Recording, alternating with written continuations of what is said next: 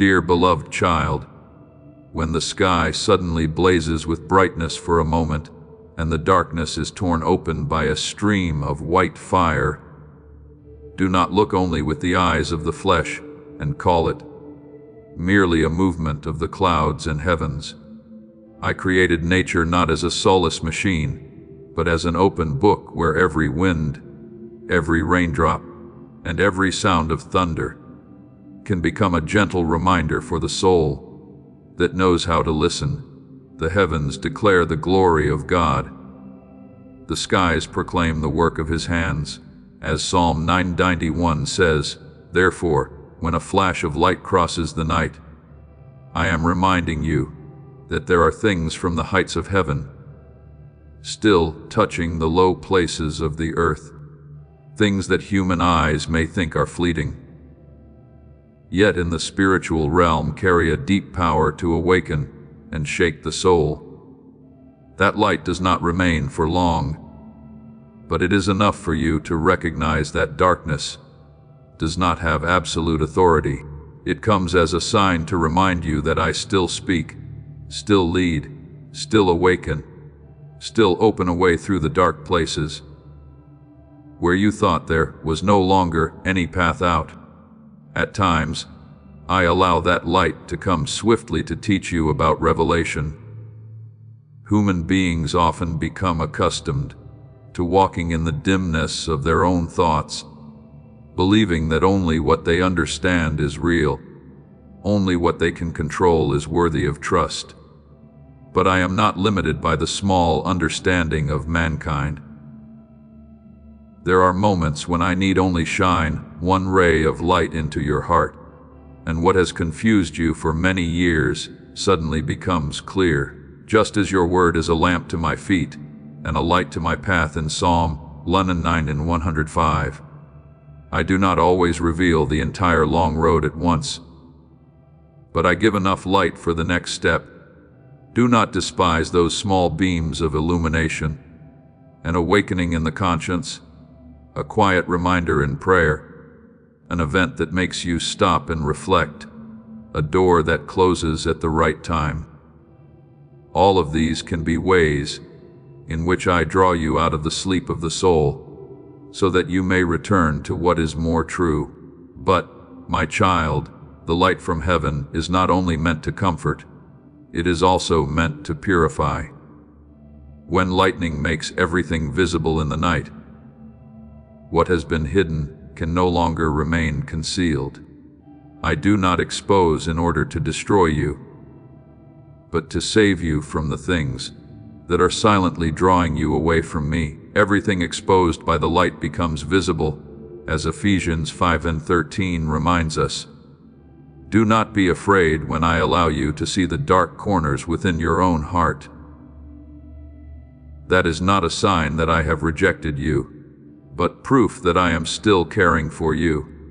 A loving father does not allow his child to keep walking toward the abyss without calling him back. I allow you to recognize your mistakes so that you may be healed, to see your pride so that you may learn humility, to hear the voice of warning so that you will not lose your soul in the slumber of the world. My judgment toward my children is not a hopeless anger, but a refining fire so that the true gold within you may shine after the impurities have been burned away. Remember Saul on the road to Damascus. He thought he was walking in righteous zeal, but in truth, his feet were pursuing what grieved heaven. Then a light from heaven suddenly surrounded him, so powerful that he fell to the ground and could no longer see with his old eyes. Yet it was in that blindness that I opened for him a new vision. Do you see, my child? Sometimes I must interrupt the road you are walking on in order to save you from a life headed in the wrong direction. That light for Saul was not only a rebuke, it was the beginning of a rebirth. The one who once persecuted became one who proclaimed. The one who once opposed became a chosen vessel. Therefore, When I allow a powerful event to shake your life, do not quickly assume it is a loss. It may be the very moment when I am transforming you from a person living by mere habit into a soul sent forth in grace. Then you will understand that every movement around you does not depart from my hand. Thunder does not sound apart from my permission. The sea does not roar beyond the boundary I have set, and the stars do not drift away from the order I have appointed. Job 37:3 says that he sends his lightning to the ends of the earth, so that you may remember that my power is not confined to any small or narrow place. But that power is not meant to make you tremble like one who has been abandoned. It is meant to draw you into holy reverence, where your soul knows how to bow down and say, "Father, I belong to you." The world may be shaken, nations may be bewildered, and the age may be filled with signs that trouble human hearts. But do not let your eyes look only at the shaking. Look to the one who reigns above every shaking. When the earth moves, I am still the rock. When the sky flashes with brightness and then grows dark again, I am still the unfading light. Therefore, what I desire to do in you is not merely to make you notice outward signs, but to awaken a new life within. The light in the heavens only finds its full meaning when it leads you to the light within your heart. Whoever follows me will not walk in darkness, but will have the light of life. As John 8:12, my child, do not only ask what that sign means for the world. Ask what it is calling you to become before me. Do you need to become more watchful? Do you need to let go of an old habit? Do you need to forgive, to pray, to return, or to step out of spiritual coldness? I am not calling you to fear the signs, but to recognize that grace is still knocking at the door. Rebirth does not always begin with a shout of joy. Many times it begins with a moment when the soul is shaken and quietly says, "I cannot keep living the same way anymore." Let that light teach you to live in watchfulness without panic, in reverence without despair, in humility without shrinking back. I am doing a deeper work than your eyes can measure. I am calling many souls out of coldness, shaking places that seem to have fallen asleep, and sowing rays of truth in the midst of an age filled with noise.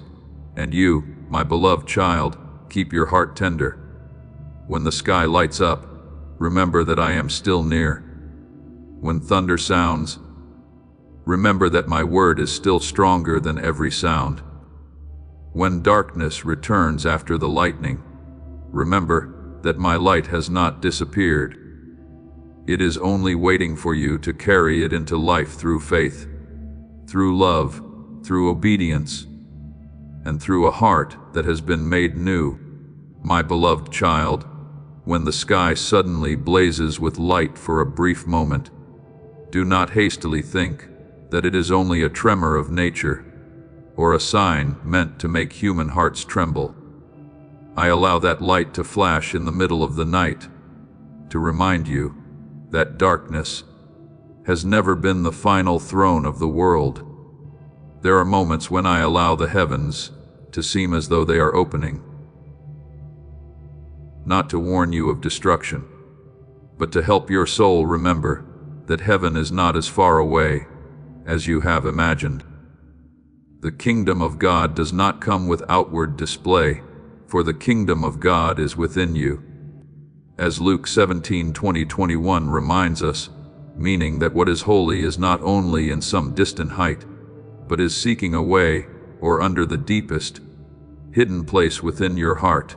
When light cuts across the sky, I am calling you to look back at yourself. What side are you standing on? Are you nurturing the light or compromising with darkness? Are you opening your heart to truth or hiding beneath the false garments that the world has sewn for you? I do not use those signs to frighten you, my beloved child, because my heart does not rejoice when you are afraid like an orphan. I want you to be awake like a child who knows that his father is calling. There are calls that are very gentle, like a reminder within the conscience. There are stronger calls, like an event that forces you to stop. And there are also calls that blaze like fire, making the whole sky within you unable to keep sleeping. Awake, you who sleep, arise from the dead, and Christ will shine on you. As Ephesians 5:14 declares, do you see? Awakening is not condemnation, but grace gently shaking the shoulder of the soul. I do not come to drown you in guilt, but to draw you out of the long sleep of habit, of self-satisfaction, and the business that has made you forget the way home. Many people in the world have grown so accustomed to living amid noise that when I speak in silence, they no longer recognize me. They say I'm distant, but it is their own hearts that have built too many walls.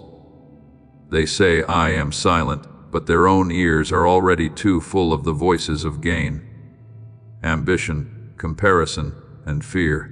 My beloved child, to hear me, you do not need to become perfect.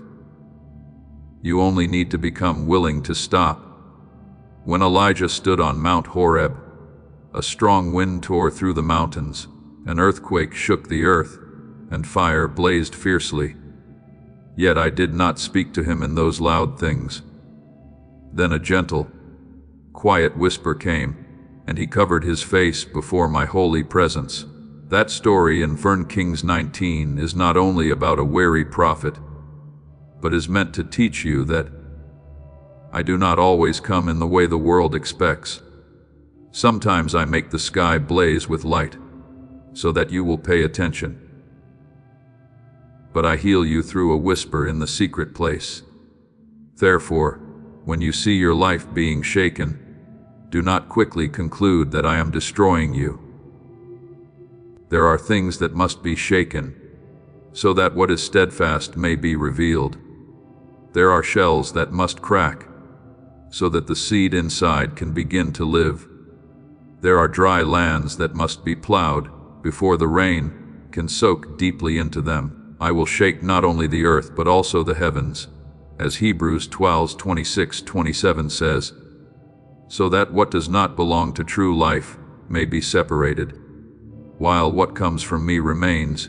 My purification may cause you pain for a moment, but it is not meant to shatter you. I am like a silversmith sitting beside the fire, never taking my eyes off the precious metal until the impurities rise to the surface and are removed.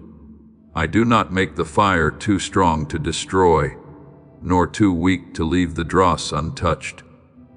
I measure every degree of heat with love, because I know there is something precious within you that needs to be made bright.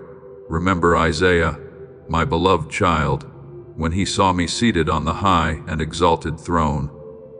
His heart could no longer hide itself. He did not boast of his holiness, nor did he blame anyone else, but trembled and confessed that he was a man of unclean lips, dwelling among a people of unclean lips. Then an angel took a burning coal from the altar, touched his lips, and declared that his guilt had been taken away. Do you see? The fire from the altar did not come to destroy Isaiah, but to prepare him for a greater calling. After he was purified, he could then say, "Here am I, send me." As Isaiah 6:7-8 says, I am doing the same with many souls today. I touch the places that once spoke words of fear and turn them into mouths of hope. I touch the memories once imprisoned by shame and turn them into testimonies of grace. I touch the false parts of you so that you may stand before me in truth. My beloved child, the discernment I invite you to enter is not the act of judging others with arrogant eyes, but the ability to recognize which path leads to life and which path is quietly causing the soul to wither. The fruit of the light consists in all goodness, righteousness, and truth, as Ephesians 5:9 teaches. So, look at the fruit. Whatever draws you closer to me, makes your heart softer, causes you to love more, forgive more, and become more humble, carries the breath of light. But whatever makes you hardened, proud, greedy, bitter, secretive, and distant from peace, no matter how radiant its outward garment may appear, you must know that it is not my voice calling you. The moment of choice does not always come in a grand form. Many times it lies in one small decision today, in a word you choose not to speak, in a truth you choose not to hide, in a step of return that you choose to take before it is too late. I purify because I love. My beloved child, if I were indifferent, I would have let you sleep peacefully in chains beautifully decorated. If I did not love you, I would have let you continue calling prison a home, calling wounds your identity, and calling darkness freedom. But my love does not stand at a distance and watch you waste away. Every branch that bears fruit he prunes, that it may bear more fruit, as John 15:2 says. The pruning may make you feel as though you are losing something, but in truth, I am removing from you the things that drain your life. I cut away falsehood so that your heart may become pure. Cut away dependence so that you may learn to lean on me. Cut away the noise so that you may hear again the first calling. After the rain, the soil becomes soft. After the long night, dawn appears. After purification, your soul will no longer be a barren land, but a garden where my light can dwell. So, today, when you see signs that trouble human hearts, do not tremble like one who has no father. Stand still in faith. Open your heart in prayer, and let me restore order within you before you seek order in the world outside. I am calling you back to the light, not the cold light of exposure, but the warm light of true life. The light shines in the darkness, and the darkness has not overcome it. As John 1:5 declares, hold on to that word like a lamp within your heart. I am nearer than the thunder, gentler than the raindrop, stronger than every storm. And when I cause the sky to light up for a moment, it is so that you may remember that I am still calling, still healing, still renewing, and still leading those who belong to me out of darkness and into life that never fades.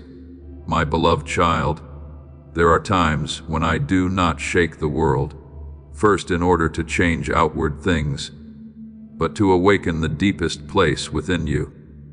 The awakening I call you into is not merely the opening of physical eyes after a long night, but the moment when your soul stops, lying still beneath the fog of habit, anxiety, and indifference. A person may have open eyes in broad daylight, and yet still be asleep spiritually.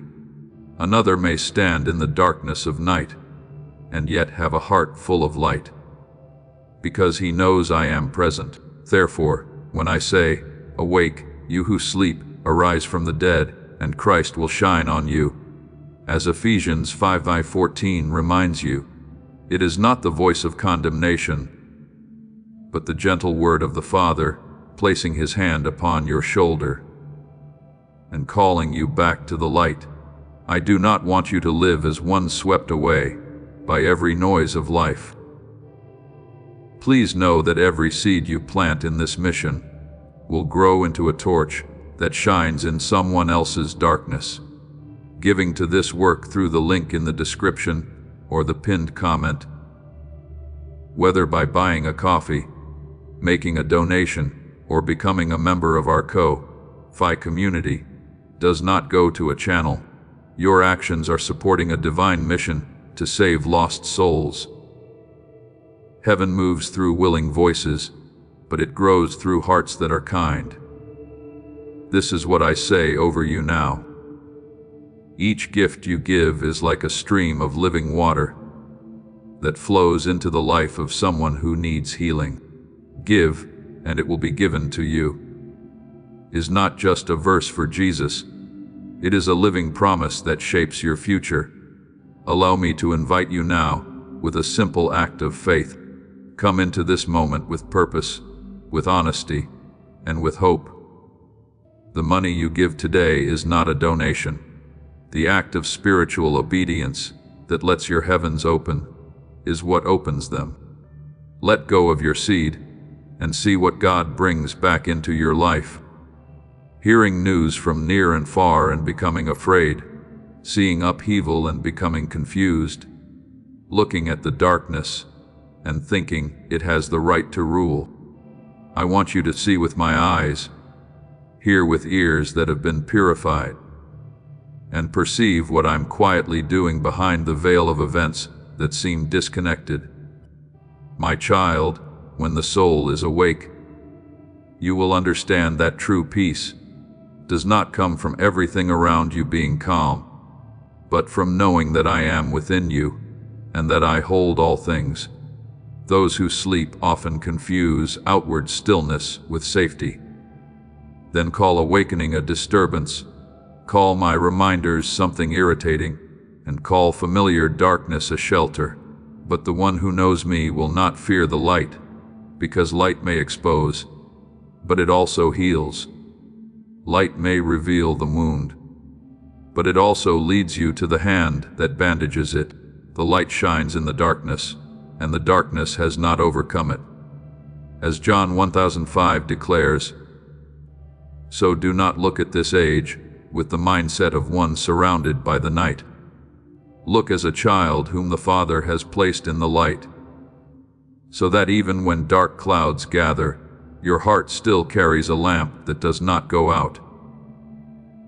Whoever knows how to listen will be guided.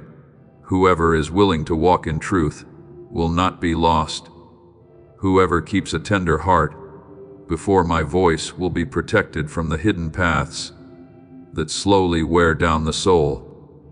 Therefore, I speak to you not to make you tremble, but to draw you out of the ashes of weariness. There are layers of doubt that have clung to your eyes for too long, causing you to see everything through heaviness.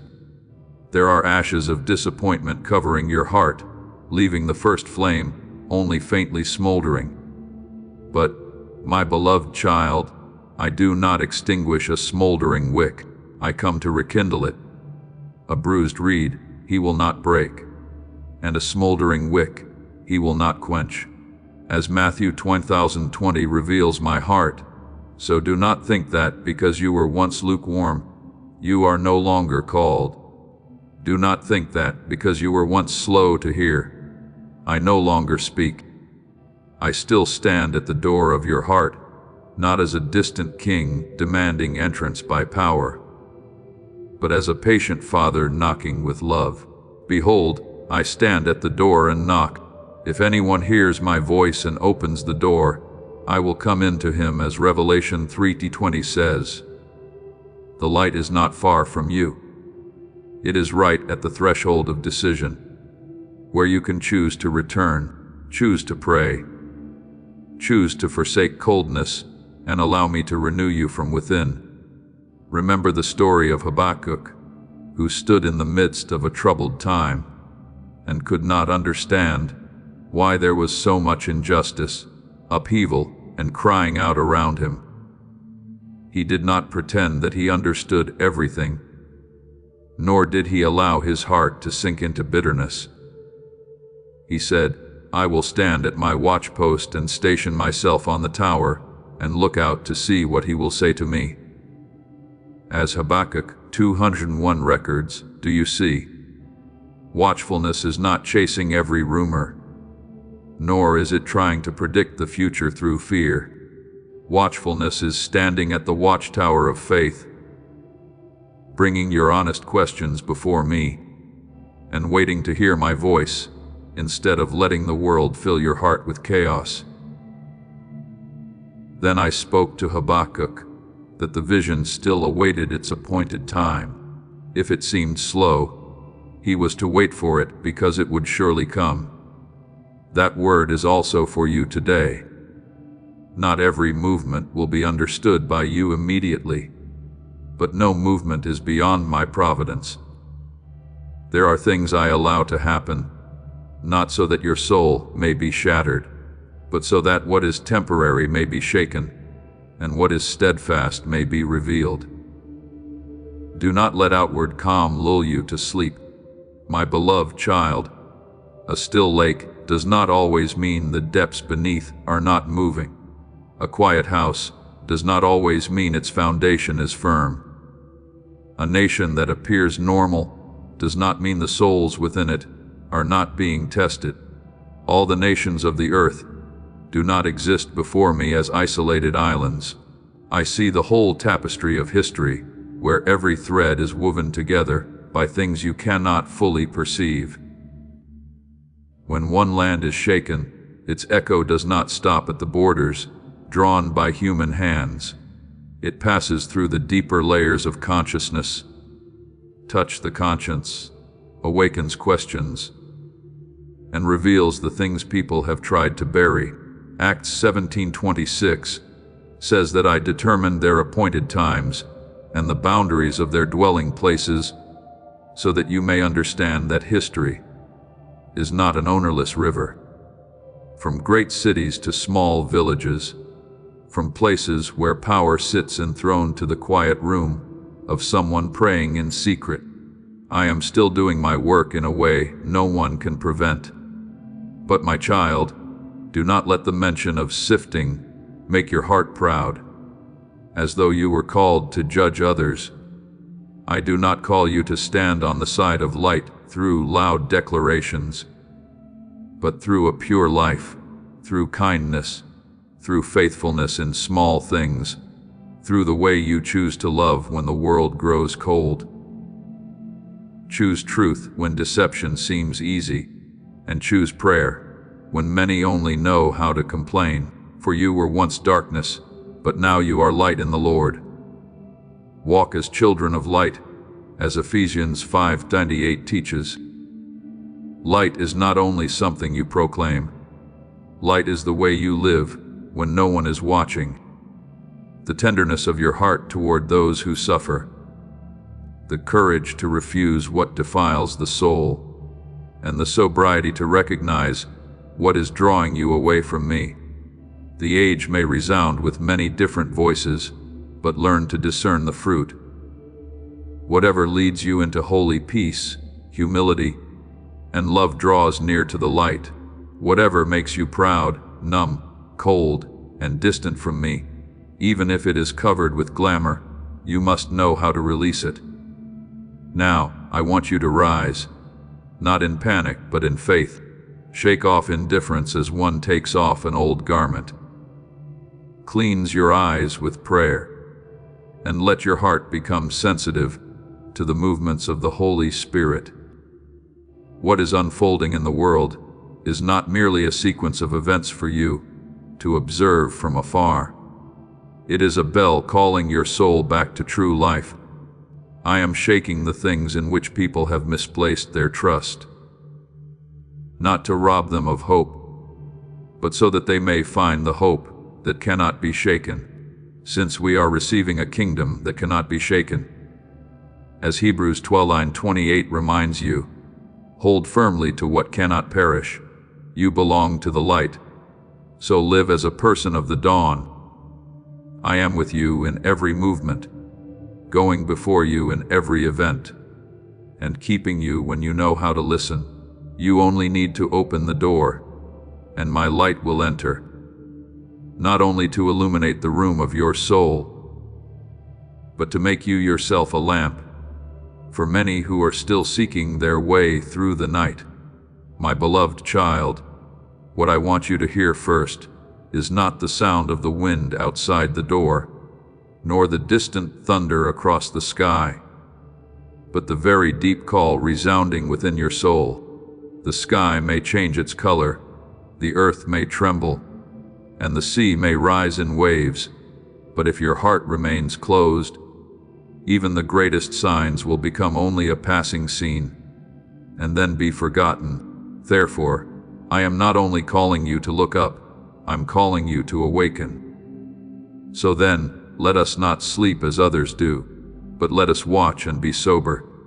As 1 Thessalonians 5:6 reminds you, this watchfulness is not living in fear, but living in the awareness that I am acting, arranging, purifying, and drawing humanity back to the original light they have lost amid too much noise from the world.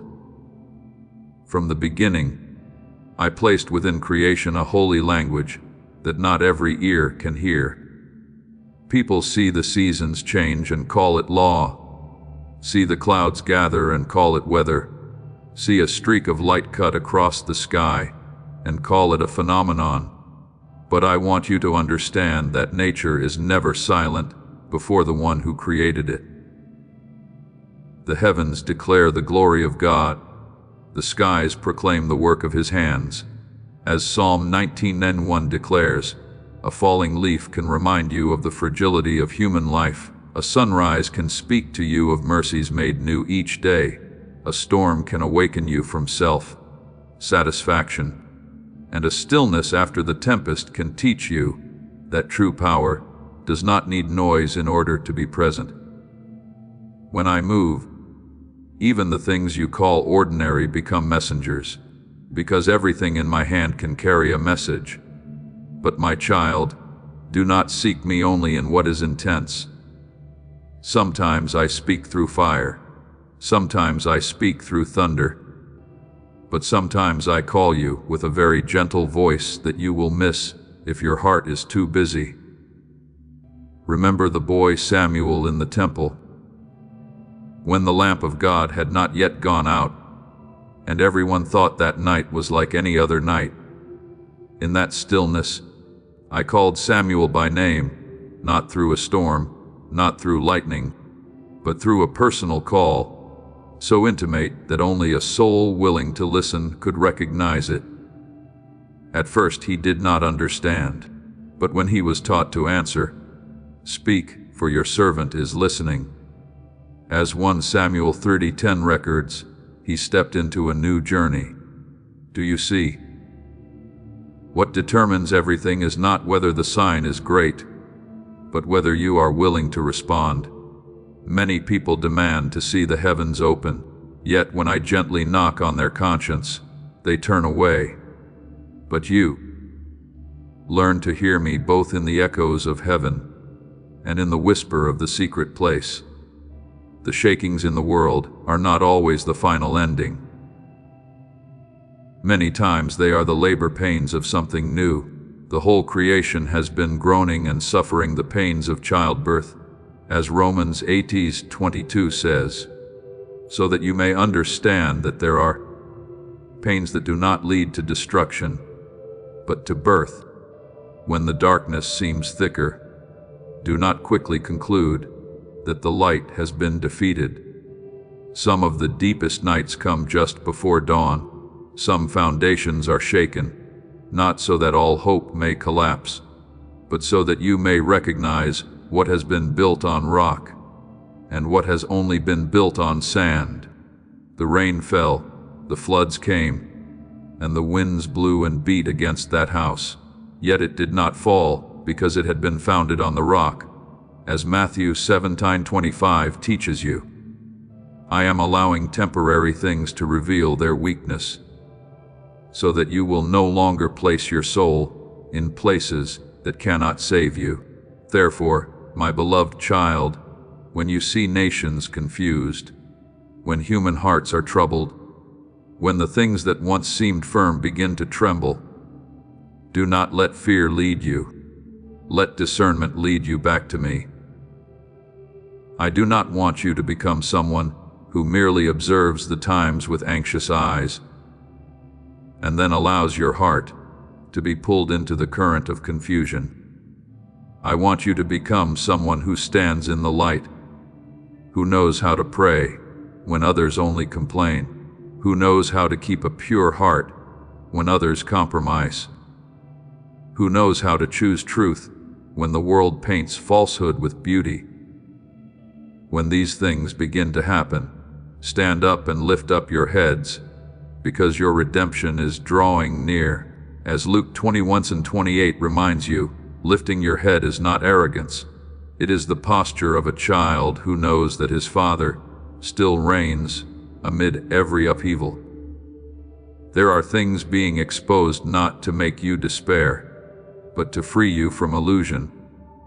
What has been hidden for too long will not be able to remain in darkness forever. What is decorated with an outward appearance of righteousness, but is rotten within, will not be able to stand before the breath of truth. Nothing is covered up that will not be revealed, nor hidden that will not be known. As Luke 12:2 declares, but do not use that word to judge others before allowing it to shine upon yourself. Ask your heart, is there any compromise weakening your soul? Any noise drowning out my voice? Any fear sitting in the place that should belong to faith? I do not ask in order to condemn you. I ask in order to save you from chains disguised as familiarity. Now I speak to you with tender love, yet not with shallowness. Do not fall asleep in the hour when you are being called. Do not let outward peace lull you into forgetfulness, and do not let outward chaos steal your inner peace. I am weaving a picture wider than your eyes can see, where every event, every season, and every shaking can be used to draw your soul closer to the truth. The things that can be shaken will be removed, so that the things that cannot be shaken may remain. As Hebrews 12:27 reveals, therefore choose the portion that cannot be shaken. Set your life upon me. Keep the lamp of your heart burning through prayer, through obedience, through pure love, and through humility. When the world grows dark, you do not need to become one who trembles in the night. You are called to become a small lamp that I have lit, so that those who are weary may look upon it and remember that light still remains, life still remains, and I am still nearer than they have imagined. My beloved child, whenever an old season comes to a close, do not see only loss, because in my hand an ending is not always the final stop. Many times it is a gateway leading into something pure. I allow what has become rotten to be shaken, not because I want to confuse you, but because I do not want you to build your life upon things that no longer carry life. There are layers of dust that have settled upon your soul through the years, the dust of self-importance, the dust of doubt, the dust of habits that quietly draw you away from me. When my light shines upon them, it does not come as a cruel fire to destroy you, but as a fire that refines gold, so that what is true within you may shine. Your faith more precious than gold that perishes though it is tested by fire, as 1 Peter 1:7 reminds you. Therefore, do not fear the seasons of refining. My fire is not meant to erase your name from love, but to erase from you the things that keep you from living fully in that love. At times you may feel that everything around you is changing too quickly, that familiar things no longer keep their old shape, and that the paths which once made you feel secure have suddenly become strange. But my child, when I breathe new life into a season, the old must give way to what is being born by grace. Behold, I am doing a new thing. Now it springs forth. Do you not perceive it? As Isaiah 43:19 declares, my new work does not always begin with a shout of joy. Sometimes it begins with the cracking of false walls, with an emptiness that causes you to seek me more deeply, with a separation from what you once held tightly, but which was actually holding you captive. Do not mourn your chains simply because they were familiar. Do not call darkness home simply because you have lived in it for too long. When I call you to step out, it is because beyond it, there is a wider sky for your soul. I do not seek impressive places in which to place my light. My beloved child, I am not drawn by outward grandeur, nor do I need vessels decorated with the praise of human beings. I seek a humble heart where you can speak to me in truth. Father, create in me a clean heart, as Psalm 51:10 prayed. It is in such tender souls that my light remains longer. The proud may speak about the light, but the humble allow the light to transform them. The noisy may proclaim renewal, but those who know how to bow low are the ones who are truly made new. When your heart stops resisting, when you no longer hide your wounds beneath the garment of self-protection, my light will soak into the deepest places and heal what you thought you would have to carry for the rest of your life. Remember Noah, my child. In his time, the world had sunk into corruption, but I did not allow the story of humanity to end in darkness. I told him to build an ark at a time when many did not understand, did not believe, and may even have mocked him. Then the rain came, the waters rose, and what was old was swept away. Yet inside that ark, I preserved the seed of a new beginning. When the waters receded, Noah stepped out not to return to life exactly as it had been before, but to begin a new covenant beneath the sign of the rainbow. Do you see? Even after judgment, my heart still moves toward redemption. I did not use the waters to say that all hope was over. As this awakening grows inside you, know that helping with this mission is not a joke. It is a sign from God. You can support this work through the link in the description or the pinned comment, whether by buying a coffee, making a donation, or becoming a member of our Ko-Fi community. By doing so, you become part of Jesus' plan to save souls who are still stuck in fog. Every seed turns into light that fights against darkness. If you water others, you will be watered yourself, Jesus says. This is not history. It is a living promise about your future. Come into this moment with faith and a plan. What God has already planned for your life can be unlocked through your giving. I used the waters to wash away an age that had decayed and to open another page. In the same way, there are rains in your life that do not come to drown you, but to carry away what no longer belongs to the future I have prepared for you.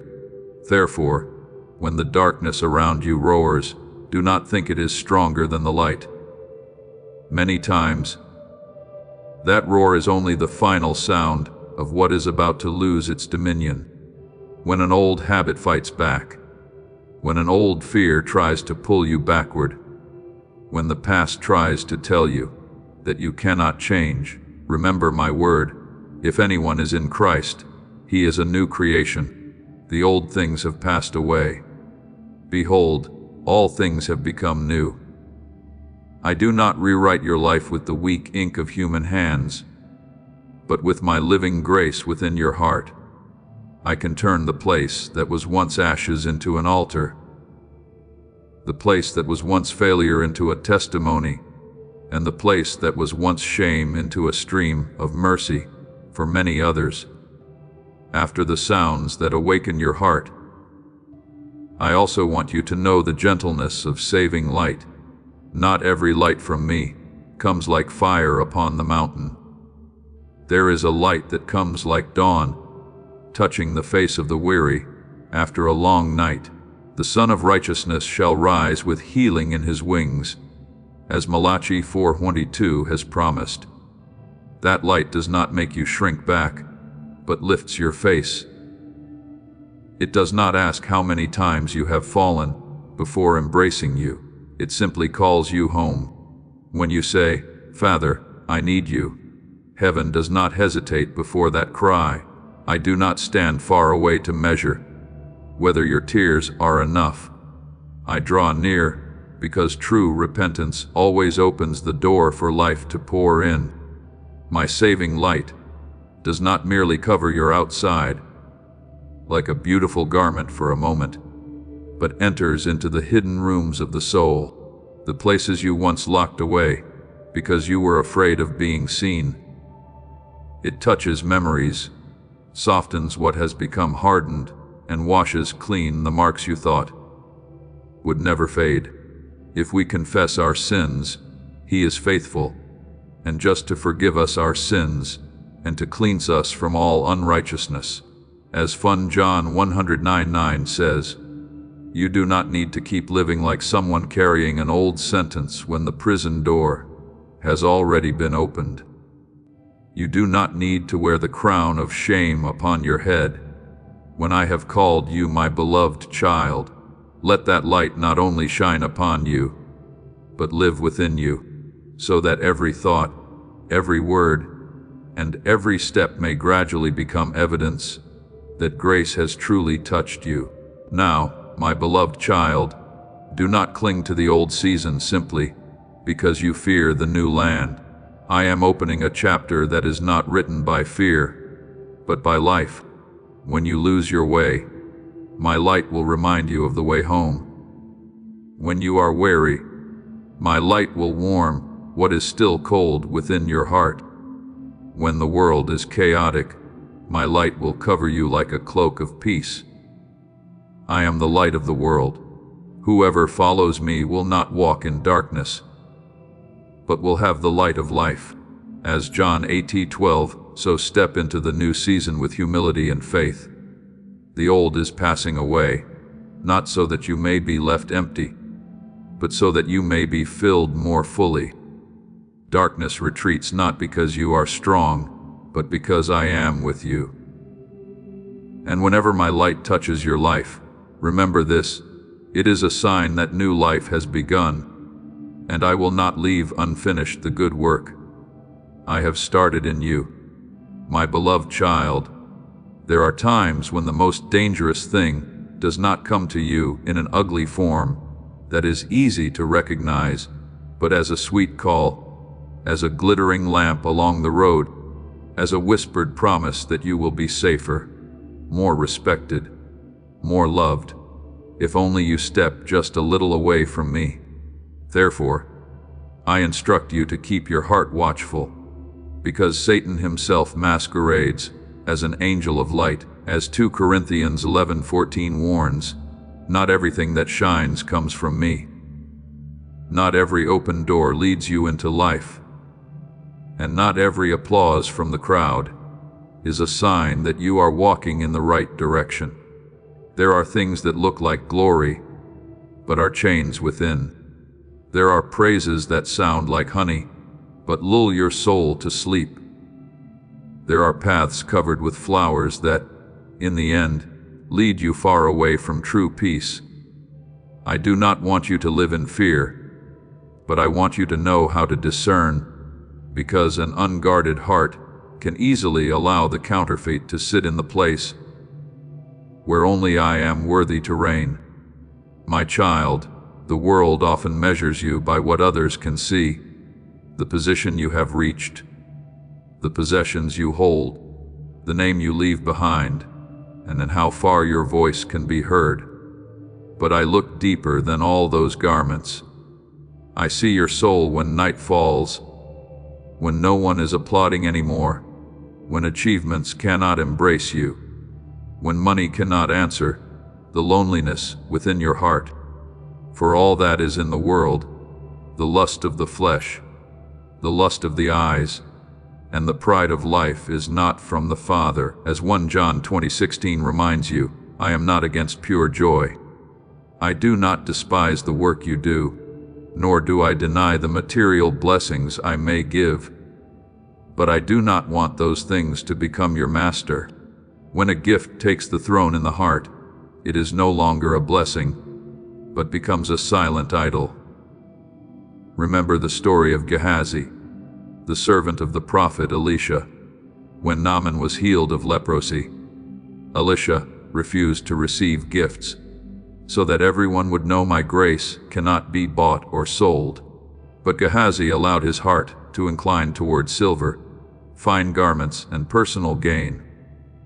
He ran after Naaman, invented a false story, and received the things he thought could make his life richer. But afterward Naaman's leprosy clung to him. Do you see? What he brought home was not only silver and garments, he brought home the decay of a wrong choice. What does it profit a man to gain the whole world and lose his own soul? As Mark 8:36 asks, a gain obtained through deceit is always more costly than you imagine. There are things that when you receive them may fill your hands, yet impoverish your soul. There are exchanges that make the world think you have won, while heaven sees that you are losing your purity. Therefore, I call you back to the small but true things. Do not despise a gentle word spoken at the right time, for it can keep a heart from collapsing. Do not underestimate a quiet act of kindness, for in my eyes, love does not need a trumpet to become precious. When my son saw the poor widow put 2 small coins into the offering box, he did not measure the value by the amount, but by the heart. Others gave out of their abundance, but she gave out of her poverty, and heaven remembered it. My beloved child in my kingdom, a tear shed in intercession, a hand that lifts another up, a difficult word of forgiveness, a meal shared quietly can all shine, brighter than monuments built in pursuit of fame. Whatever you did for one of the least of these brothers of mine, you did for me, as Matthew 25:40 teaches. Do not think you must do something spectacular for your life to have meaning before me. I do not need you to prove your worth through noise. I need you to be faithful when no one sees, upright when no one is checking, kind when kindness is not returned, and obedient when obedience requires you to let go of something you once loved. He has shown you, O man, what is good. And what does the Lord require of you but to do justice, to love mercy, and to walk humbly with your God, as Micah 6:8 reveals. The path of light is not always paved with great miracles. Many times it is built by small choices repeated again and again in a heart that reveres me. Each time you choose truth instead of falsehood, love instead of bitterness, prayer instead of complaint, you are allowing the light to gain another victory within you.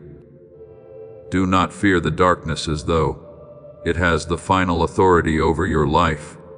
Darkness may confuse you when you turn your back on the light, but it cannot rule over a soul that has opened the door to me. A room may remain dark for a very long time, but once the lamp is lit, darkness does not need to be driven out by human strength. It retreats on its own before the presence of light. I am the light of the world. Whoever follows me will not walk in darkness, but will have the light of life. As John 8:12 says, therefore, do not believe the whisper that says you have been bound forever. Chains are not stronger than grace. Fear is not deeper than love. The past has no right to write the final chapter. While I am still holding the pen over your life, when you return, the accusations that once clung to you will lose their power, because my light does not only shine on the path before you, but also enters within to dismantle the invisible prisons in which you have lived for far too long.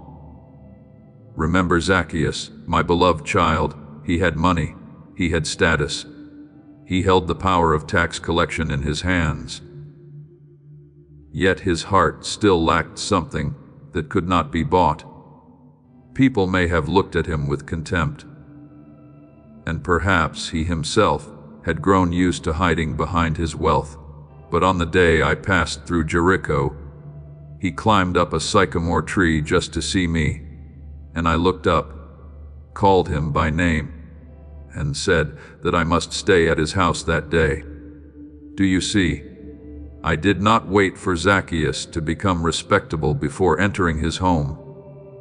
It was my presence that transformed him. When the light entered the house, greed could no longer sit undisturbed upon the throne. He willingly returned what was wrongfully taken, shared his possessions, and a new life began. Today salvation has come to this house, as Luke 19:9 records. In the same way, you do not need to clean every dark corner by yourself before inviting me in. Open the door, and my light will do what you cannot do by your own strength. The hour of choice is also the hour of grace. So, do not allow shame to disguise itself as humility and keep you standing outside the door. There are people who do not return, not because they do not need me, but because they think they have gone too far. But I say to you, seek the Lord while he may be found, call upon him while he is near. As Isaiah 55:6 reminds you, I am nearer than you think. Grace is not a cold promise hanging in some distant future, but a stream of living water, waiting for you to bend down and drink today. Behold, now is the favorable time. Behold, now is the day of salvation.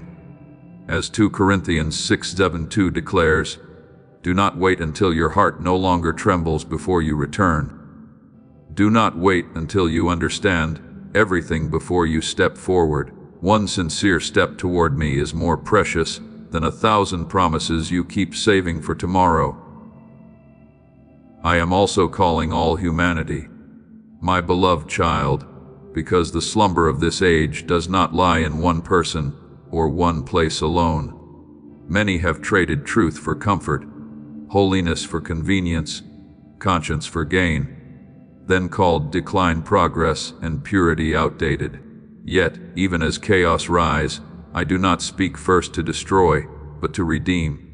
For God did not send his Son into the world to condemn the world, but that the world through him might be saved. As John 3:17 reveals, if I expose falsehood, it is so that humanity will stop kneeling before it. If I purify, it is so that what is truly alive may rise again. If I shake, it is so that sleeping souls may hear the call to return to the source of light. So, come near to me with an uncovered heart. Do not bring excuses to justify the darkness, and do not bring the fear that I will reject you. Though your sins are like scarlet, they shall be as white as snow, as Isaiah 1:18 has promised. I can wash clean what you thought could never be cleansed, restore what you thought was ruined, and bring life again to the place you thought was only ashes. Let the simplest prayer become the key that opens the door. Father, I need you. When that word truly rises from your heart, heaven does not remain silent. I will come like dawn after a long night, not to blind you with fear, but to warm you, lift you up, and lead you out of the labyrinths that have exhausted you. My beloved child, today choose the light, not only with your lips, but with your steps. Choose to return while your heart is still being called. Choose to release what has drained you. Choose truth instead of the mask, grace instead of shame, me instead of broken cisterns that cannot hold water for your soul. I am still stretching out my arms. The door has not yet closed. The light is still touching the threshold of your heart. And when you step through, you will understand that I never wanted to lose you. I have sought you through every turn, called you through every whisper, and waited for you through every delayed season. Come home, my child, for in me there is not only forgiveness, but new life, true peace, and a love that never withdraws. My beloved child, before you search for light in some distant place. Let me remind you that what you thirst for is not found in applause, not in the throne people build, nor in the things you can hold tightly and call security. The world has taught you to look outward for so long that you have begun to believe that if you were more recognized, more successful, and possessed more, your heart would no longer feel empty. But true light does not come like a layer of gold spread over the surface of life. True light comes as life quietly soaking into the very roots of the soul. In him was life, and the life was the light of men. As John 1:4 declares, therefore, do not let yourself be deceived by false lamps that only dazzle your eyes, but cannot warm your heart. What comes from me does not force you to display yourself, does not demand that you prove yourself, and does not require you to become a stranger to be loved. I call you back to your original identity, a soul known by me, loved by me, breathed into by me, and created to reflect my pure light in the midst of the world. My child, there is a rest the world cannot teach you, because the world only knows how to urge you to run faster, achieve more, compare more deeply, and fear more intensely.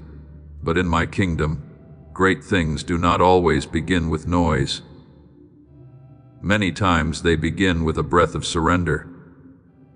When you breathe in within my presence, let your soul receive grace as dry ground receives the first rain of the season. When you breathe out, release each burden you have carried for so long that you thought it was part of you. Be still and know that I am God. As Psalm 46:10 reminds you, that stillness is not emptiness, but the cradle where peace is born. Every breath can become a prayer without many words.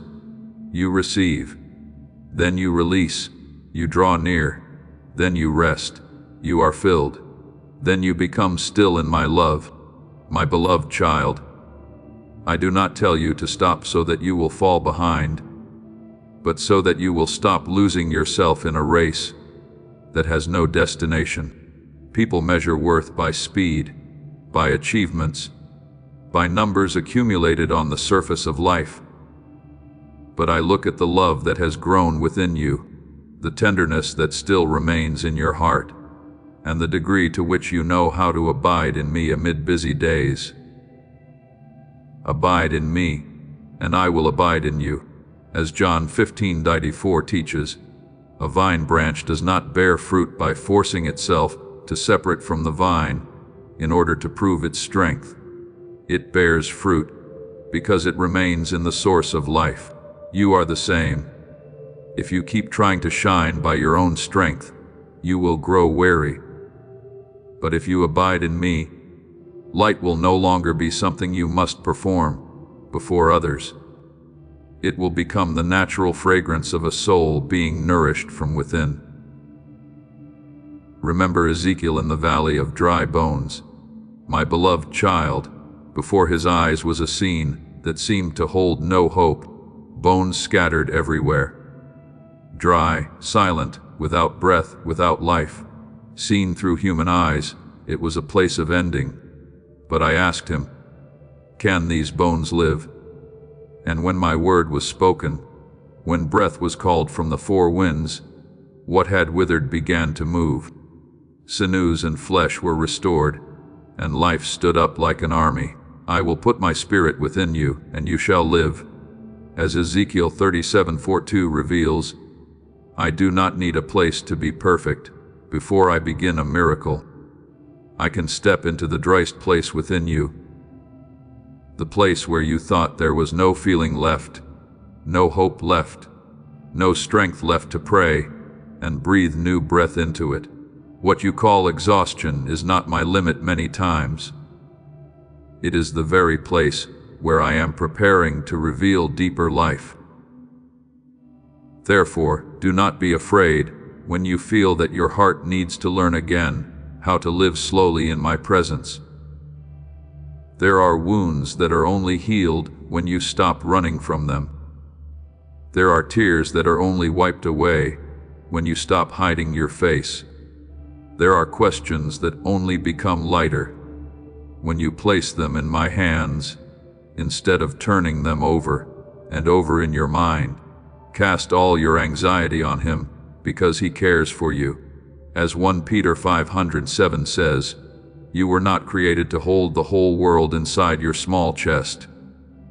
You were not born to live as someone who is always tense, always afraid of lacking, always afraid of being forgotten. Let the world fall from your hands for a moment, not because you are indifferent, but because you trust that my hands are greater than yours. And what you cannot control is still not beyond my providence. I know there are times when you think your light has grown weak, like a small lamp trembling before the wind. But my child, I do not come to rebuke the smoldering wick. I come to shield it from the wind and rekindle it with my breath. A smoldering wick he will not quench, as Isaiah 42:3 has promised. You only need to open your heart, and my light will not stand outside, waiting for you to become worthy. It will enter so that you may live. It will shine into the dark corners, not to shame you, but so that you will no longer be deceived by darkness. It will touch the places where you once blamed yourself, so that you may know that grace does not only forgive the past, but also teaches your heart to sing again in the present. The light I give is not loud like stage lights, but steadfast like the dawn, quiet, certain, and unable to be held back by the night forever. So today, my beloved child, return to the holy rhythm of breath that I placed within you from the beginning. Breathe in and remember that grace still remains. Breathe out and release what does not belong to life. Breathe in and receive peace. Breathe out and surrender fear. Breathe in and hear me call you my beloved child. Breathe out and no longer need to prove yourself before the voices that exhaust you. You are about to enter your divine future. Remember that this message does not end with you. People can use your breakthrough to get where they need to go through the link in the description or the pinned comment. Whether by buying a coffee, making a donation, or becoming a member of our Ko-Fi community, you can help this mission. By doing so, you are sowing into the awakening, deliverance, and restoration of souls who are still trapped in darkness. This is not poetry when Jesus says, "Give, and heaven will open over you." Every seed you plant turns into oil for your destiny, fire for your calling, and safety for your family. Now is your time, my child. Have faith, and as you do, watch God multiply what you let go of. I am still here, nearer than the breath within your chest, gentler than morning dew upon the grass, steadier than everything that is changing. My light has not left you. I am simply inviting you to turn your face toward it. Stop, listen, and allow your soul to be lifted. For in my presence you will remember that you are not a lost one, searching for worth in the world, but a child born from light, held by love, and led back to a peace that will never run dry. My beloved child, before the noises of life covered your heart like a thick mist, there was a time when your soul knew how to trust with simple faith. You once looked at the world with eyes that had not yet been made, guarded by wounds. Once heard my voice in small things. Once felt that my hand was nearer than every fear. Then the years passed. Someone sowed words of judgment into you. Some event left a hidden bruise within you. Some disappointment taught you to close the door before anyone could step inside. But my child, what has been covered does not mean it has been lost. Gold may lie beneath dust, but dust does not turn gold into earth. Light may be hidden by clouds, but clouds cannot erase the sun. I called you by name before you even knew how to call yourself, and my word in Isaiah 43:1 still resounds. Do not fear, for I have redeemed you. I have called you by your name. You are mine. Your true identity is not found in what people say, nor in the wound you have carried, but in the love I placed upon you from the beginning. There are times when you lift your eyes and think that heaven is too far away, that your prayer simply dissolves into empty space, that I no longer hear, because your heart no longer feels the answer as it once did. But my child, the silence you feel is not always my absence. Sometimes I am listening more deeply than you imagine, not only hearing the words you speak, but also the trembling behind those words, and even the sigh you do not know how to name. Before they call, I will answer. While they are still speaking, I will hear. As Isaiah 65:24 has promised, a whisper in the night, a question breaking forth in weariness, a tear falling where no one sees. All of it touches my heart. Do not think that because you cannot hear my voice clearly, I have stopped speaking. Sometimes I speak by making your soul thirst again, because holy thirst will lead you away from dry wells and draw you to the spring that never runs dry. Remember the Samaritan woman at the well. My beloved child, she came to the well at a lonely hour, perhaps to avoid the eyes of others, carrying not only her water jar, but also a life wearied by searching for love in places that could never make her whole. But I was sitting there, waiting for her.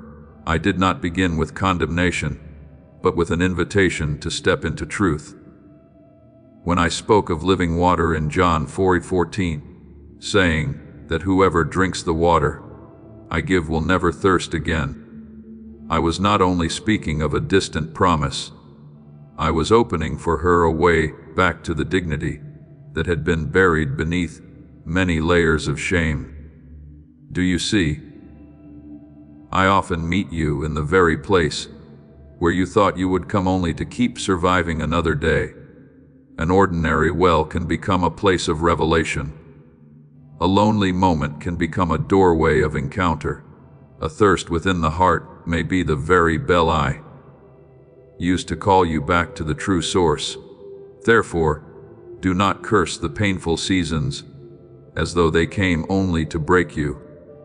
I do not rejoice in your pain, but I have the power to turn even the things that made you weep into softened soil, where grace can grow. You have kept count of my tears in your bottle, as Psalm 56:8 reminds you, meaning that not one of your tears falls outside my care. The things you thought were only losses may have taught you humility. The cracks you wanted to hide may become places where my light enters. The nights when you had no strength to say anything except one weary breath may have become your truest prayer. I do not waste your sorrow. I do not let your tears become a meaningless river. In my hands, even ashes can become the foundation for an altar, and even the roads where you lost your way can be transformed into a map that leads you home. My beloved child, what I am doing within you is not erasing every memory so that you can pretend you were never wounded, but changing the way your soul reads those memories again. When you look through fear, the past feels like a prison. When you look in my light, the past can become a school of mercy. All things work together for good to those who love God, as Romans 18:28 says, does not mean that everything that happened was good, but that I am powerful enough to make even the things that were not good unable to steal the purpose I have prepared for you. What once made you think you were weak can make you gentler toward others. What once caused you to fall can teach you how to lift someone who is falling.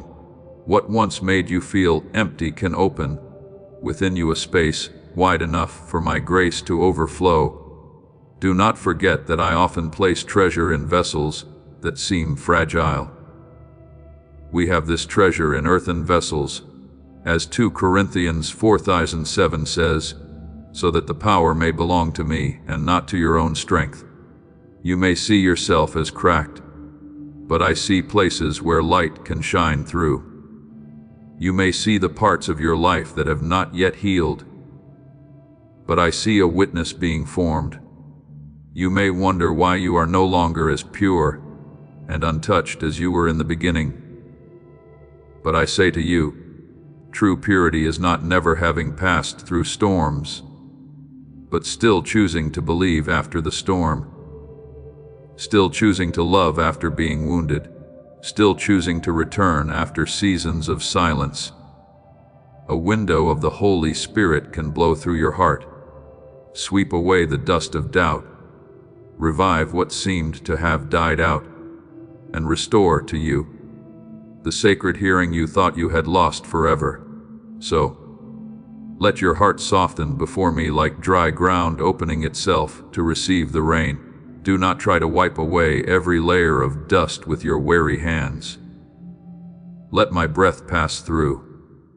Do not be afraid to look back at your pain, because I will stand with you in every memory and show you where grace was quietly preserving you. Do not keep asking whether I still hear you, because even that question has already been held by me in love. I am still here in your breath, in your thirst, in your tears, in the cracks you want to hide, in the small light within your heart that is not yet gone out. Come back to me, my beloved child, not as a stranger begging to be accepted, but as a child whose father is brushing the dust from your garment, lifting your face, and reminding you of what has never changed. You belong to me. The light within you has not died, and even every painful road can become a path that leads you closer to my heart.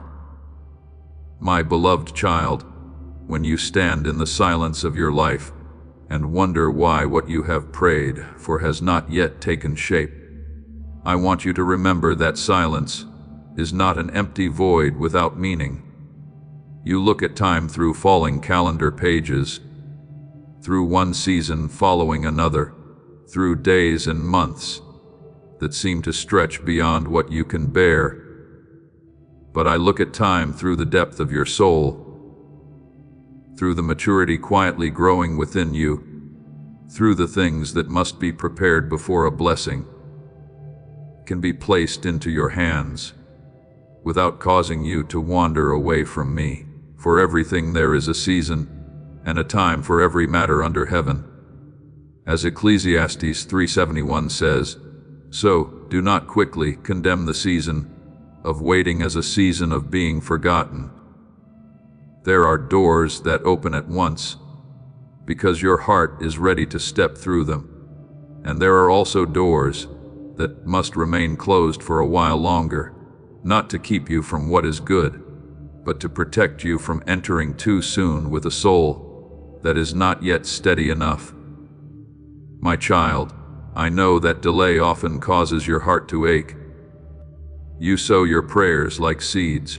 Then, day after day, you look at the ground and see it still silent, with no green sprout, no sound of the soil shifting, no sign that what you have entrusted to me is alive.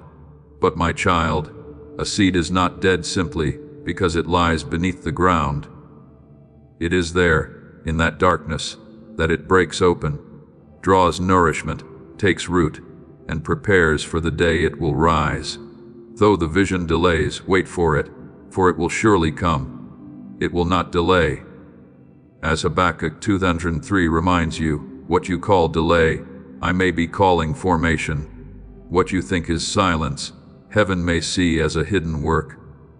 Roots always grow before flowers.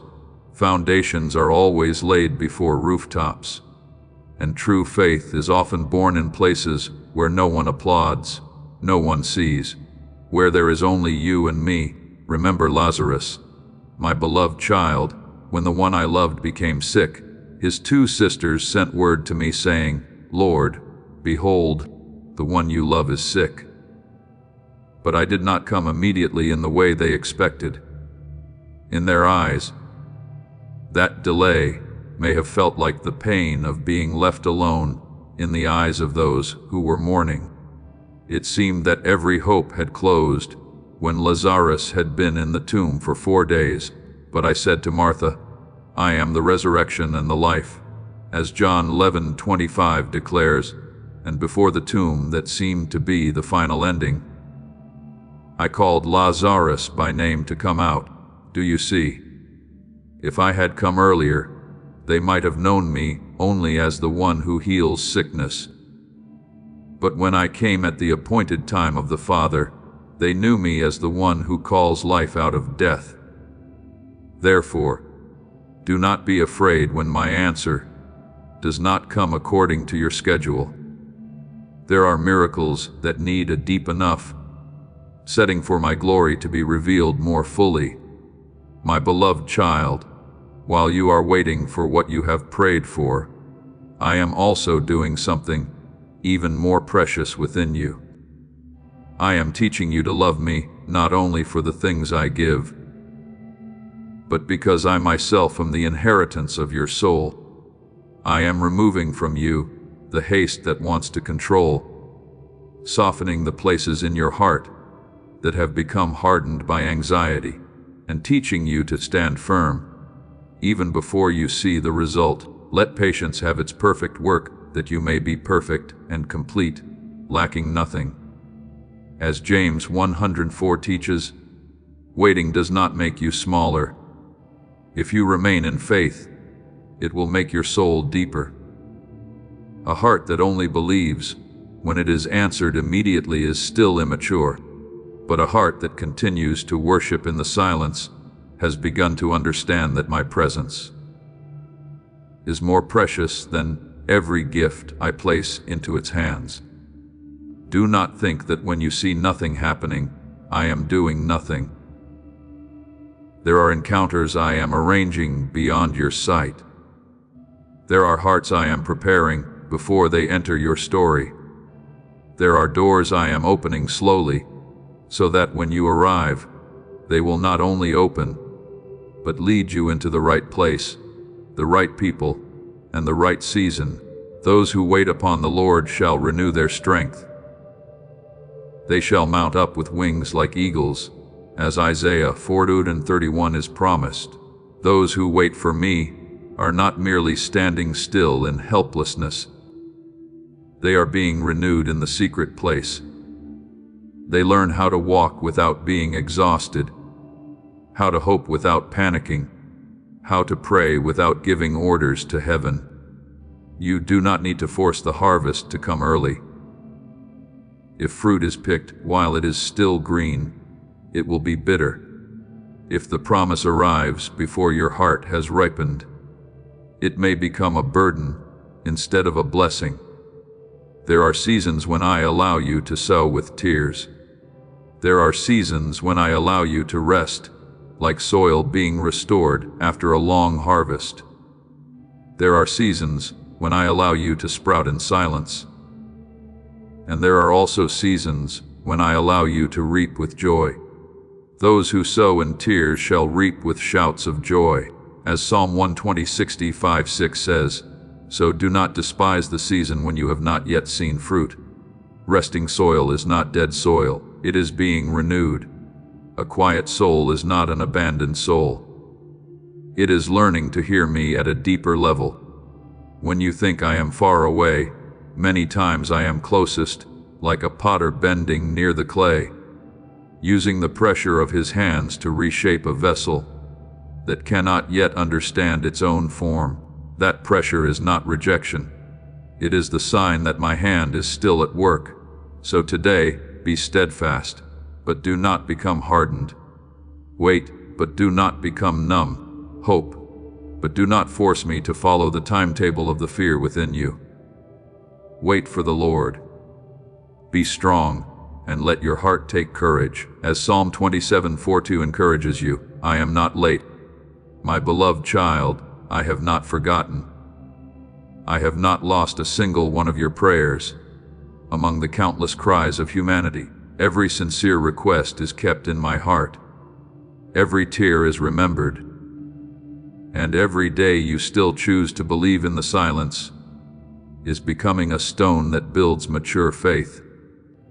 And when the time I have appointed arrives, you will look back and understand that I did not merely bring something good to you. I prepared you to receive it with a humble, strong, and grateful heart. Then you will not only rejoice because your prayer has been answered, but you will also worship because you realize that throughout the season of waiting, the greatest gift has always been that I was walking with you. My beloved child, there are seasons when I do not come to you with a great thunder, but with a very gentle stirring within your heart, just enough for you to realize that you have gone farther than you thought. I do not stand before you as one who is only waiting to find fault, nor do I call your name to shame you for the roads where you went astray. Please know that every seed you plant in this mission will grow into a torch that shines in someone else's darkness. Giving to this work through the link in the description or the pinned comment, whether by buying a coffee, making a donation, or becoming a member of our Ko-Fi community, does not go to a channel. Your actions are supporting a divine mission to save lost souls.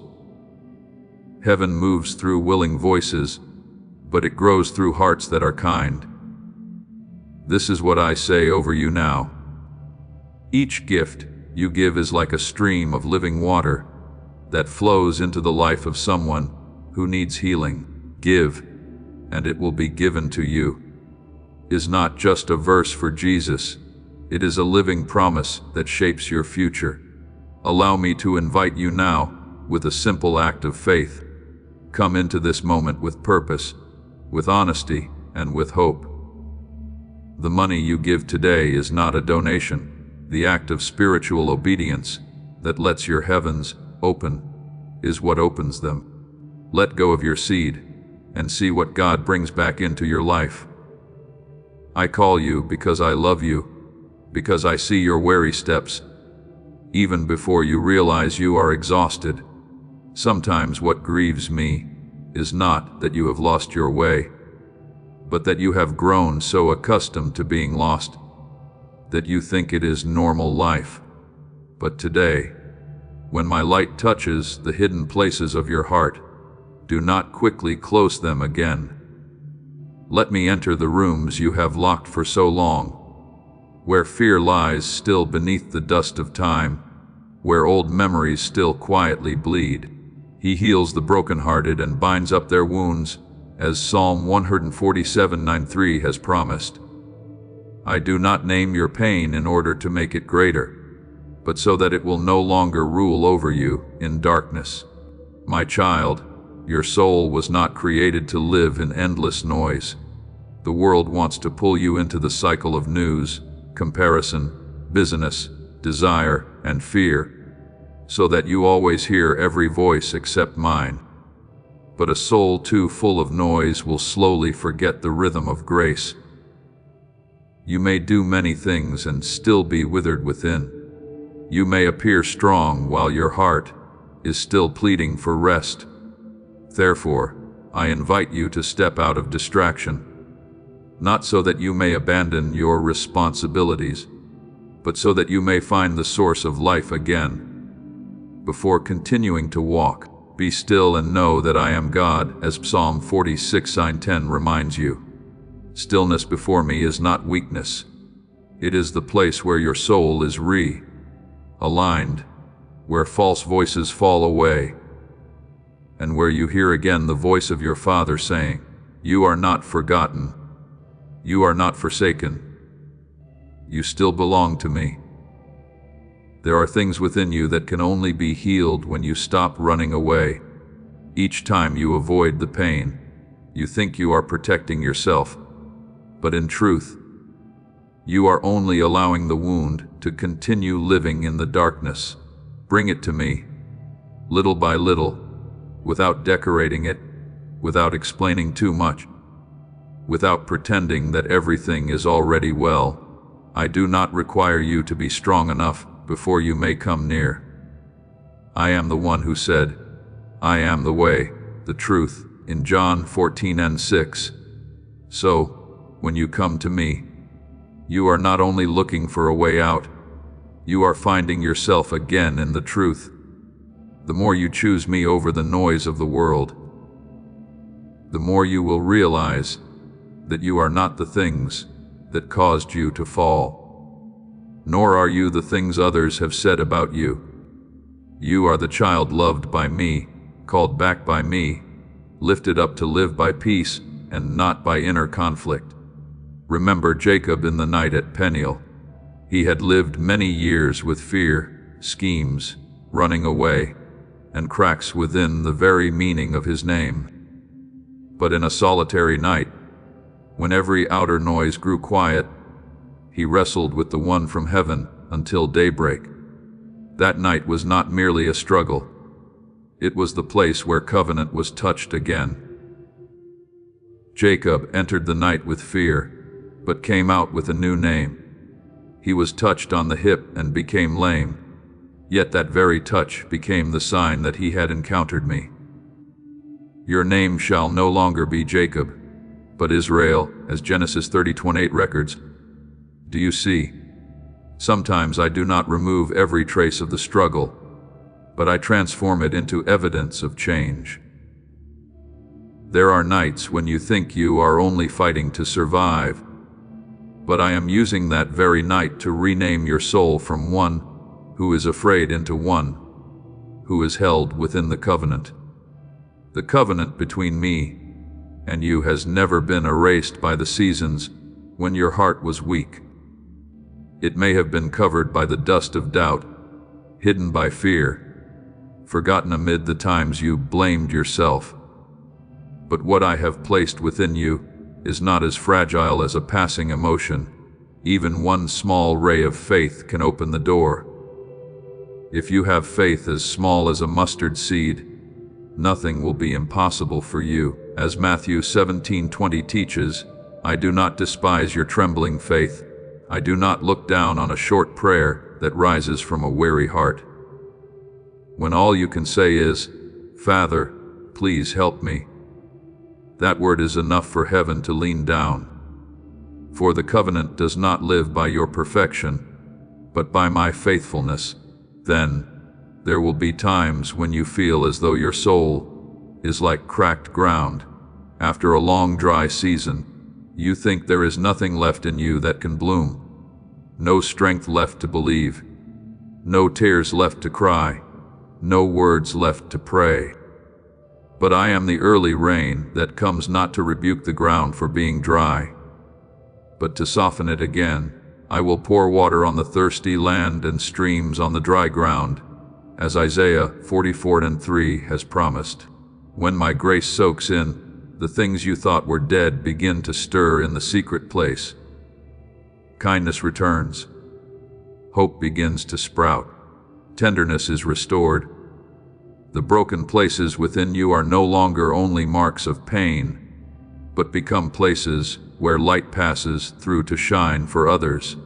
So today, my beloved child, let me draw you back to true life. Do not fear stillness, because in it I am speaking. Do not fear the light, because that light does not come to shame you, but to free you from the things that have hidden for too long. Do not fear looking back, because I will go with you into every memory and show you where my love was quietly preserving you. Open your heart as the earth opens itself to receive rain, and let the Holy Spirit blow through the layers of dust that have covered the true gold within you. I am still here, gentle, yet powerful, quiet, yet not distant. And when you return to me, you will understand that peace is not the absence of wounds, but the knowledge that every wound can be placed in the hands of the healer.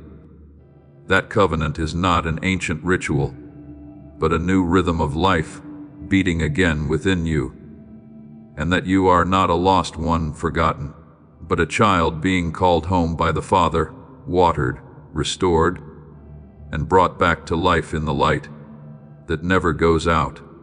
My beloved child, the covenant between me and you is not an old line of writing lying still in memory, nor is it a distant promise mentioned only on the days when you feel strong. That covenant is the place where your heart meets my heart in living trust. It breathes with the breath of faith, grows through the times you choose obedience, and shines brightly each time you speak to me with all simplicity. Father, I trust you. Your eyes may not see anything changing immediately before you. Your ears may not hear thunder or the voice of angels. Your circumstances may remain silent like soil where no sprout has yet broken through. But in a deeper realm, what is holy is still being joined together. The righteous shall live by faith, as Habakkuk 2:1-4 declares, meaning that your true life does not rest on what you feel for a moment, but on my faithfulness, the one who never changes, even when your emotions sometimes rise high and sometimes sink low. My child, faith is not a passing feeling that burns brightly for a moment, but the quiet hand of the soul holding on to my word when everything around you has not yet given evidence. Faith is when you stand before the deep abyss and still believe that I can place a path beneath your feet. Faith is when you look at your circumstances and say that circumstances do not have the final voice, because faith is the assurance of things hoped for, the evidence of things not seen, as Hebrews 11:1 teaches. You do not need to understand everything in order to be called a believer.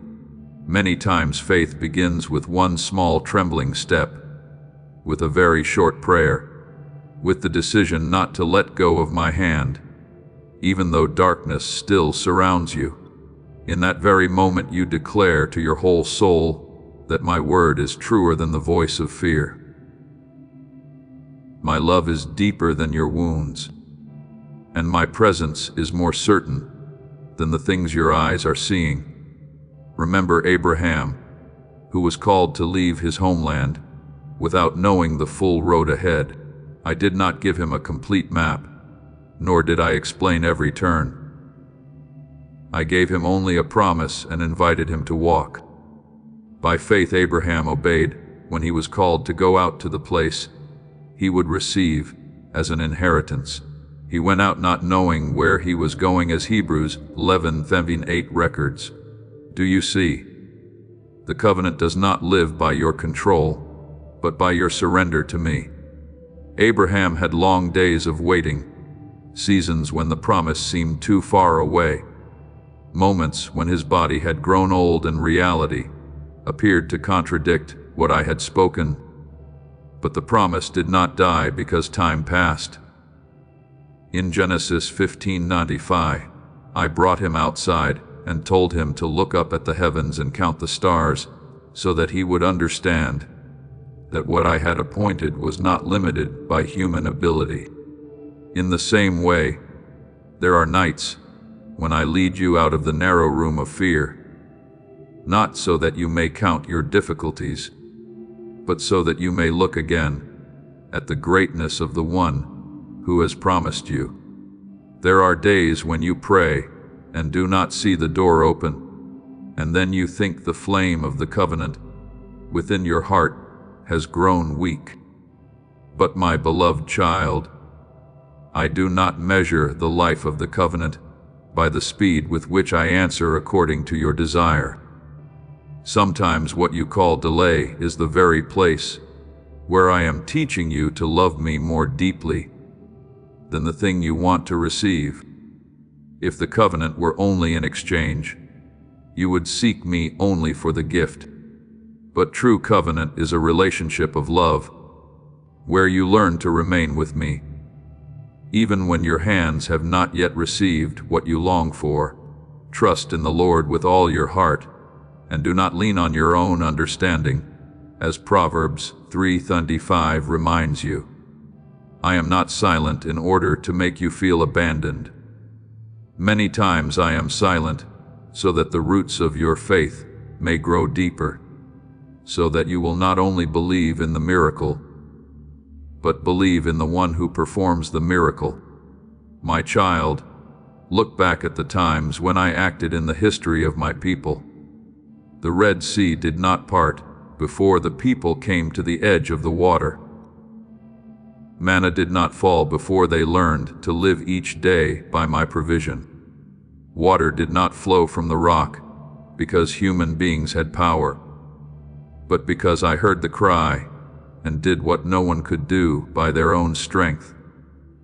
When Peter and John met the lame man at the temple gate, they did not give him silver or gold, but in the name of the Lord, they lifted him up, and the feet that had once been powerless began to walk. These things are not only ancient stories, but reminders that I still act through faith that turns toward me. When you believe, you do not force me to do according to your will. You open your heart so that my power may enter the very place that needs to be healed, lifted up, and guided. Yet, my beloved child, I know that keeping faith on a day when you do not see the light is not easy. There are mornings when you wake and your heart is still heavy, nights when you pray, but hear only your own sigh, seasons when every sign seems to stand against the promise. But it is precisely there that your faith becomes precious. Though he slay me, yet will I trust in him. As Job 13:15 expresses a faith that has passed through the fire of testing. Job did not understand everything that was happening, yet he still did not let go of me. You are the same. When you have not yet seen the result, but still choose to pray. When you have not yet felt peace, but still choose not to turn away. When you have not yet understood the plan, but still say, "Let your will be done." Then the covenant within you has not grown cold. It is burning with a fire deeper than emotion. I do not demand that you have a faith that never trembles. I know you are dust. I understand the battles within your heart, and I see even the moments when you want to believe, but your tears blur your eyes. What I seek is a heart that still returns. If you have faith as small as a mustard seed, as Matthew 17:20 says, that small thing is still enough for me to begin working. A mustard seed does not impress by its outward appearance, but within it there is life. A sincere yes, even spoken while trembling, is more precious before me than strong words that are empty.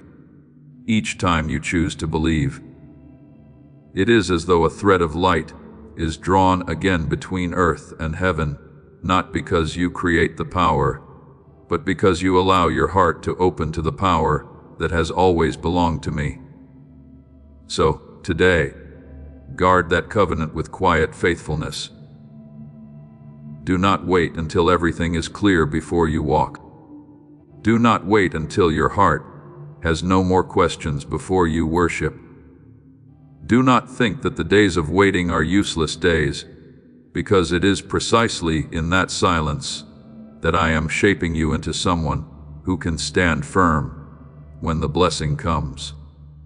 I am teaching you to love me, not only in the season of receiving, but also in the season of being formed. And when the appointed time comes, you will see that I have never forgotten a single word I have spoken. He who promised is faithful, as Hebrews 23 declares. My covenant for you is not canceled by your weakness. not extinguished by the days when you feel nothing, and not defeated by the darkness around you. Keep believing, my beloved child. Keep saying yes in the secret place, for each time you place your heart in me, heaven and earth meet again within your soul, and that holy fire will continue to burn, leading you through the darkness, warming you in the trial, and drawing you closer to me day by day. My beloved child, when faith within you is rekindled, it is not merely a beautiful feeling that passes quickly, but a sacred connection being lit between heaven and earth. Each time you say, "Yes, Father, I believe," my loving answer also touches you like a warm stream of fire, softening the places that are frozen because of fear, healing the emptiness that disappointment once left behind, and rebuilding within you the altar that had grown cold through many weary seasons. Lord, I believe. Help my unbelief, as Mark 9:24 cried out, and I do not despise a faith that still trembles like that. One sincere yes, however small, can still open a way for grace to enter. When that covenant is touched again, you do not merely receive blessing to keep for yourself. You are transformed into one who carries blessing, a living witness that my love is not a distant memory, but a power that is breathing, healing, renewing, and sending you out into a world that needs to see the light through your life. But, my child, understand this with wisdom. After a covenant is restored, your faith will enter a season of deeper refining, not because I want to make you afraid, but because what is precious must be made steadfast. True gold must pass through fire to become pure. Roots must sink deep into the soil when strong winds rise, and faith cannot mature if it only lives in easy days. The testing of your faith produces patience, as James 1:3 teaches. Therefore, if right after you decide to trust me, contrary winds begin to rise, do not quickly think that the promise has been withdrawn. Many times, it is a sign that the seed of covenant has truly been planted and darkness is troubled by what I have just lit within you. The enemy does not need to disturb a soul that is asleep, but it will try to weary a soul that has just awakened because it knows the light within you can spread farther than you imagine. You will see it come not always through loud attacks, but through small whispers that you are not strong enough, that you will fail again, that I have forgotten you, that your yes means nothing. It will use delay to sow doubt, loneliness to sow sorrow, old mistakes to pull you back into shame. But my beloved child, the weapons of our warfare are not weapons of the flesh, but have divine power, as 2 Corinthians 10:4 reminds you. You do not overcome by forcing yourself forward in fear, but by remaining in me. You overcome when you pray, even though your heart does not yet feel light. You overcome when you speak the truth, even though falsehood seems easier. You overcome when you stand still in the promise, refusing to let passing emotions push you out of the place where I have set you. Remember Nehemiah, my child. When he heard that the walls of Jerusalem were broken down, his heart was grieved, but that grief did not make him sink. It became prayer and then obedience. He rose to rebuild what had been destroyed, but as soon as the work began, opposition also arose. Sanballat and Tobiah mocked, threatened, sowed discouragement, and tried to make the people give up. Yet, Nehemiah did not abandon the mission. He prayed, stationed guards, and the people built while remaining ready to fight. Nehemiah 4:17 describes them working with one hand while holding a weapon with the other. Do you see? When I call you to rebuild the altar within your heart, to rebuild faith, restore covenant, and enter a new life, you too must build while keeping watch. Build with love, with obedience, with faithfulness, and keep watch with my word, with prayer, with alertness against the voices that want to drag you back to the old ruins. Do not be afraid if you must fight after you have believed, because the battle does not prove that you have been abandoned. It proves that what is within you has value and must be protected. When I place light within you, I also give you armor so that you may stand firm. Put on the full armor of God so that you may be able to stand in the evil day, as Ephesians 6:13 declares.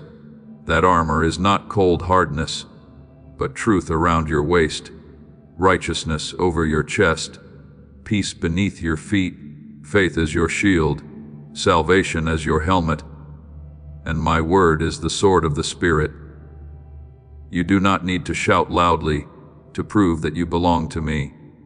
You only need to keep standing in the light when darkness tries to make you turn back. There are victories that are very quiet, not answering with bitterness, not returning to old habits, not abandoning prayer in a dry season, not losing kindness when you have been wounded. Heaven sees those victories, even when the world does not record them. I also want you to know that when the covenant comes alive again within you, your life will become a stream for others. The blessing I give does not stop in your hands. It passes through you to touch souls that are still cold. I will bless you, and you will be a blessing. As I spoke to Abraham in Genesis 12:2, when you have been warmed, you will know how to warm others. When you have been lifted from the pit, you will know how to bend down towards someone who is falling. When you have seen the promise come alive again after a long night, you will become evidence that faith is not a weak illusion, but a real bridge that carries people from despair into hope. Do not underestimate the light being lit within you. A small flame, if kept in my hand, can lead many people through the darkness. Therefore, my beloved child, guard what I have restored within you. Do not let weariness make you lay down your weapons. Do not let doubt make you tear down the altar that has just been rebuilt. And do not let mockery cause you to leave the wall I have called you to build. If you stumble, rise again in grace. If your heart grows weak, return to the promise. If you do not feel the fire burning as strongly as yesterday, keep adding wood through prayer, through my word, through small faithful choices each day. I am with you, both when you receive the blessing and when you learn to protect that blessing. He who is in you is greater than he who is in the world. 1 John 14:4 declares. So, stand firm, my child. Your yes has touched heaven. My love has touched you. And the covenant coming back to life will not only change your life, but will also make you a sign of hope for many who need to know that light still triumphs, love still remains, and faith still has the power to make all things new. My beloved child, after the seasons in which you have been called back to the covenant, I do not want you to continue walking with empty hands or with a heart that only knows how to defend itself in fear. I place my word within you like a holy fire, like a sword that does not rust, like a light that cannot be swallowed by the night. Do not think my word is merely letters lying still on a page. For the word that goes out from my mouth shall not return to me empty, but shall accomplish what I desire, as Isaiah 55:11 declares. When you keep that word in your heart, when you speak it out in faith, when you allow it to correct your thoughts and guide your steps, you are not only reminding yourself of a truth, you are opening the door for my power to operate in the very place where you stand. There are darknesses that do not retreat before complaining, but must retreat before truth confessed by a soul that knows to whom it belongs. There are fears that do not dissolve because you try to analyze them, but dissolve when you place them beneath the light of my promise. So, when the battle rises in your mind, do not quickly call yourself weak. I am not ashamed that you have to fight. My heart aches when you forget that you are not fighting alone. Take the sword of the Spirit, which is the Word of God, as Ephesians 6:17 teaches, because in the hour of darkness, my word does not only comfort you, but also discerns what is true and what is false, cuts the cords of accusation, and reminds your soul to stand in its rightful place. The enemy often does not begin with great chains, but with a small thought that you are not good enough, that I am far from you, that the promise has grown cold. That one fall can cancel everything I have built. But when you answer with my word, you are not arguing with darkness through your tired reasoning. You are bringing light into the place where darkness is hiding. When you say, "The Lord is my light and my salvation, whom shall I fear?" As Psalm 27:1 declares, your soul is turning its face toward my throne, instead of bowing its head before the voice of threat. Remember my son in the wilderness, my beloved child. After 40 days of fasting, his body was weary, and it was precisely then that the tempter came with words that sounded reasonable. Turn stones into bread. Seek immediate glory. As this awakening grows inside you, know that helping with this mission is not a joke. It is a sign from God. You can support this work through the link in the description or the pinned comment, whether by buying a coffee, making a donation, or becoming a member of our Ko-Fi community. By doing so, you become part of Jesus' plan to save souls who are still stuck in fog. Every seed turns into light that fights against darkness. If you water others, you will be watered yourself, Jesus says. This is not history. It is a living promise about your future. Come into this moment with faith and a plan. What God has already planned for your life can be unlocked through your giving. Test the protection of heaven. But my son did not overcome through a display of power. He overcame through the word that had been written. Each time darkness offered a proposal, he answered, "It is written." That story in Matthew 4 is not only for you to admire the Savior, but for you to learn the way of victory. When you are tired, you are more likely to listen to shortcuts. When you are lonely, you are more likely to compromise for false comfort. When you have waited a long time, you are more likely to want to prove yourself. But my word will keep you from trading the covenant for a passing meal, from trading obedience for applause, from trading trust for the need to control everything. My child, putting on the armor I give does not mean you become hard, cold, or closed off from others. My armor does not turn you into an aggressive person. It makes you someone who stands firm in love. Truth girds your waist so that you will not be deceived. Righteousness covers your chest so that your heart will not be pierced by accusation. Peace beneath your feet keeps you from running in panic when storms arise. Faith in your hand becomes a shield against the flaming arrows of doubt. Salvation upon your head reminds your mind that you have been redeemed. And my word in your mouth lights the whole path. God is our refuge and strength, a very present help in trouble, as Psalm 46:1 says. Therefore, you do not need to boast that you are strong. You only need to remain in the one who is stronger than everything that comes against you. I know there are days when you want to avoid every battle, when you only want peace without having to face anything anymore. But there is a kind of calm that is only escape, while the peace I give is the ability to stand in the storm without allowing the storm to rule your heart. True victory does not always mean that circumstances immediately change according to your desire. Many times, victory is when your heart no longer trembles before what once controlled you, when you are tempted to complain but choose to pray, when you are pulled toward bitterness but choose forgiveness, when you see the night stretching long but still sing a word of praise, when you do not yet have the answer but still keep your hand in mine. That is when the covenant has rooted itself more deeply within you.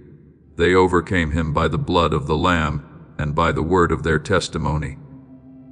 As Revelation 12:11 reminds you, showing that victory is not only an outward event, but the living testimony of a heart that refuses to leave the light. Remember King Jehoshaphat, when a great army came against him and the people were afraid.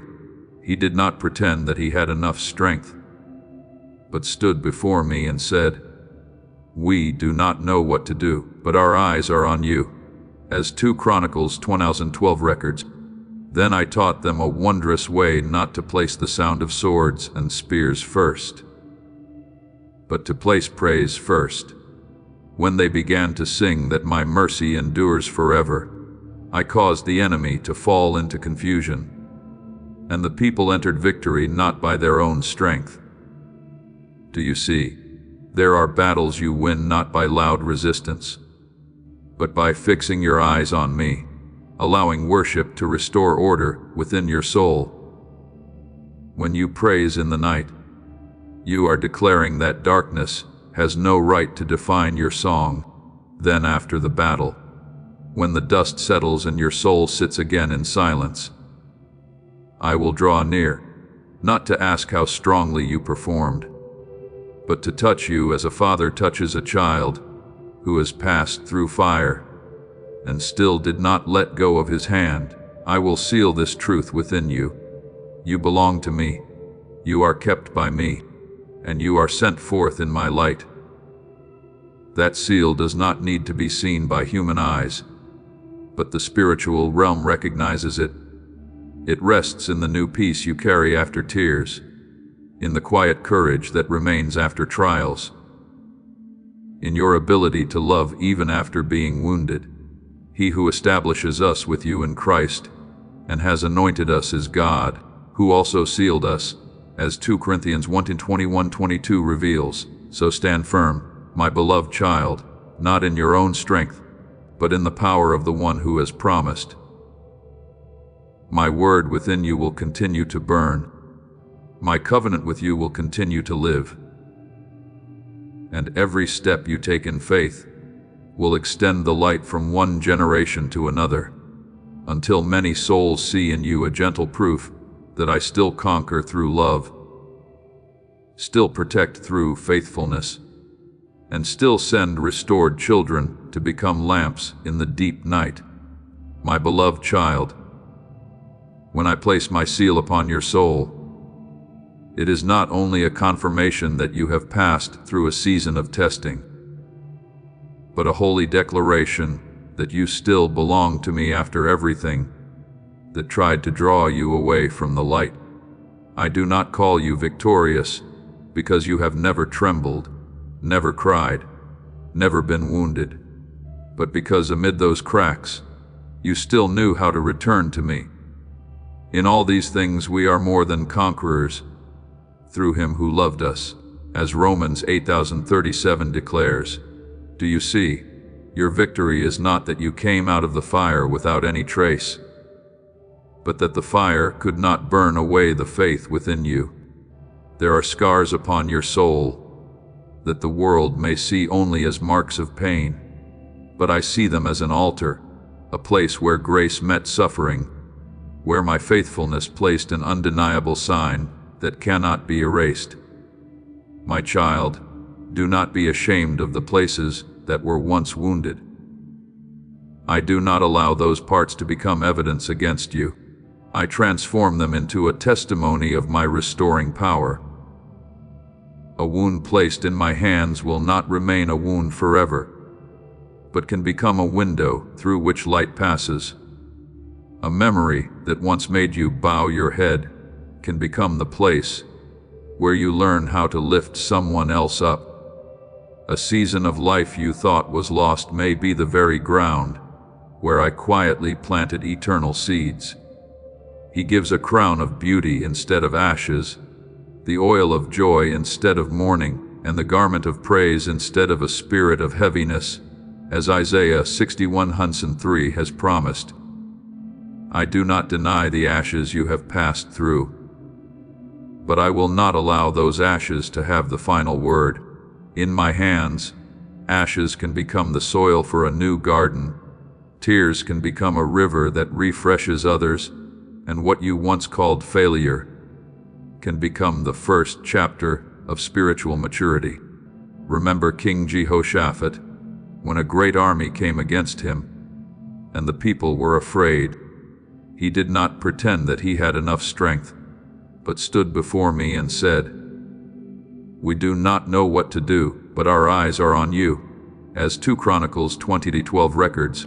Then I taught them a wondrous way, not to place the sound of swords and spears first, but to place praise first. When they began to sing that my mercy endures forever, I caused the enemy to fall into confusion, and the people entered victory, not by their own strength. Do you see? There are battles you win not by loud resistance, but by fixing your eyes on me, allowing worship to restore order within your soul. When you praise in the night, you are declaring that darkness has no right to define your song. Then, after the battle, when the dust settles and your soul sits again in silence, I will draw near, not to ask how strongly you performed, but to touch you as a father touches a child who has passed through fire and still did not let go of his hand. I will seal this truth within you. You belong to me.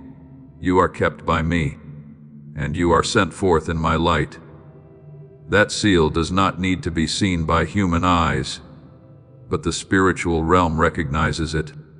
It rests in the new peace you carry after tears, in the quiet courage that remains after trials, and in your ability to love, even after being wounded. He who establishes us with you in Christ and has anointed us is God, who also sealed us, as 2 Corinthians 1:21-22 reveals. So, stand firm, my beloved child, not in your own strength, but in the power of the one who has promised. My word within you will continue to burn. My covenant with you will continue to live.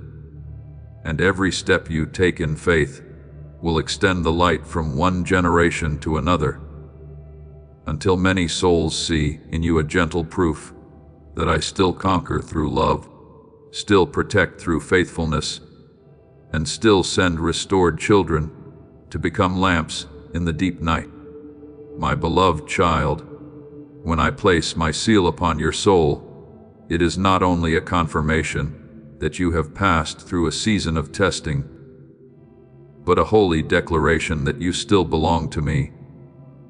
After everything that tried to draw you away from the light, I do not call you victorious because you have never trembled, never cried, or never been wounded, but because amid those cracks, you still knew how to return to me. In all these things, we are more than conquerors through him who loved us. As Romans 8:37 declares, do you see? Your victory is not that you came out of the fire without any trace, but that the fire could not burn away the faith within you. There are scars upon your soul that the world may see only as marks of pain, but I see them as an altar, a place where grace met suffering, where my faithfulness placed an undeniable sign that cannot be erased. My child, Do not be ashamed of the places that were once wounded. I do not allow those parts to become evidence against you. I transform them into a testimony of my restoring power. A wound placed in my hands will not remain a wound forever, but can become a window through which light passes. A memory that once made you bow your head can become the place where you learn how to lift someone else up. The season of life you thought was lost may be the very ground where I quietly planted eternal seeds. He gives a crown of beauty instead of ashes, the oil of joy instead of mourning, and the garment of praise instead of a spirit of heaviness, as Isaiah 61:103 has promised. I do not deny the ashes you have passed through, but I will not allow those ashes to have the final word. In my hands, ashes can become the soil for a new garden. Tears can become a river that refreshes others. And what you once called failure can become the first chapter of spiritual maturity. Remember the 3 Hebrew young men, Shadrach, Meshach, and Abednego.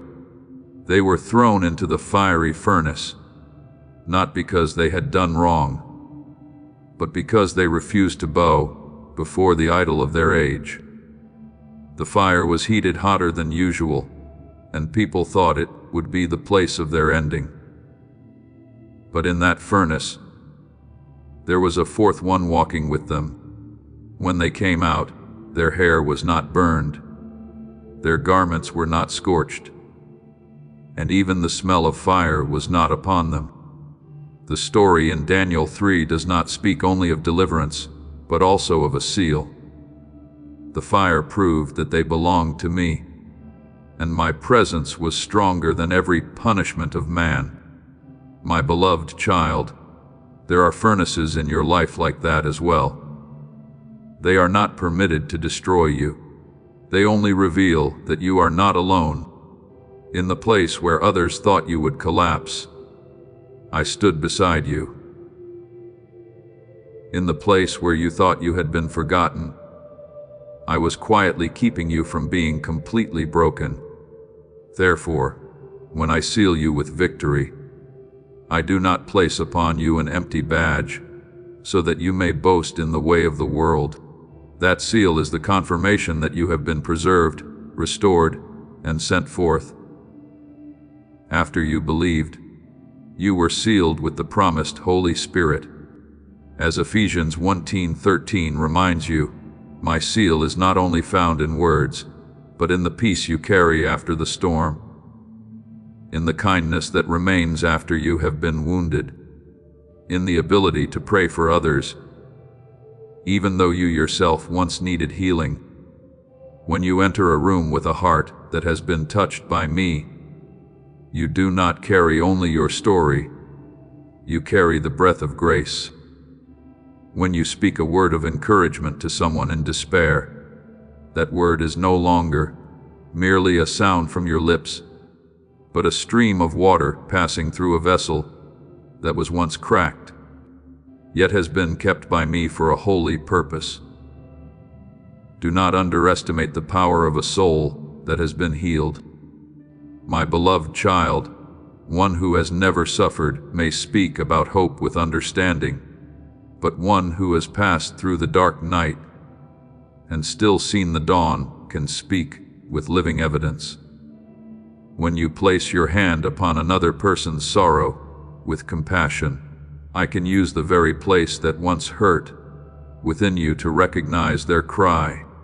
When you pray, that prayer is not the pleading of someone with no refuge, but the voice of a child who knows he has the right to draw near to the Father. Let us then come boldly to the throne of grace, that we may receive mercy and find grace to help in time of need. As Hebrews 4:16 teaches, you do not pray as one who has been cast far away, you pray as one who has been called by name, received, sealed, and given the right to stand in my presence. Yet, my child, carry that seal with humility. Do not let victory become pride, and do not let being chosen make you look at others from a higher place. I did not heal you so that you would judge those who are still bleeding. I healed you so that you would know how to bend down. I did not bring you through the fire so that you could boast that you are strong, but so that you could testify that I am faithful. We have this treasure in earthen vessels, so that the surpassing power may be from God and not from us. As 2 Corinthians 4:7 says, you are still an earthen vessel, but within you there is treasure. You still need grace every day. And precisely because of that, the light you carry is not cold, not distant, but near, warm, and full of mercy toward those who are still seeking the way. Now, look back upon your journey with new eyes. The place that once made you afraid may become the place where you recognize that I protected you. The place that once made you cry may become the place where you understand mercy more deeply.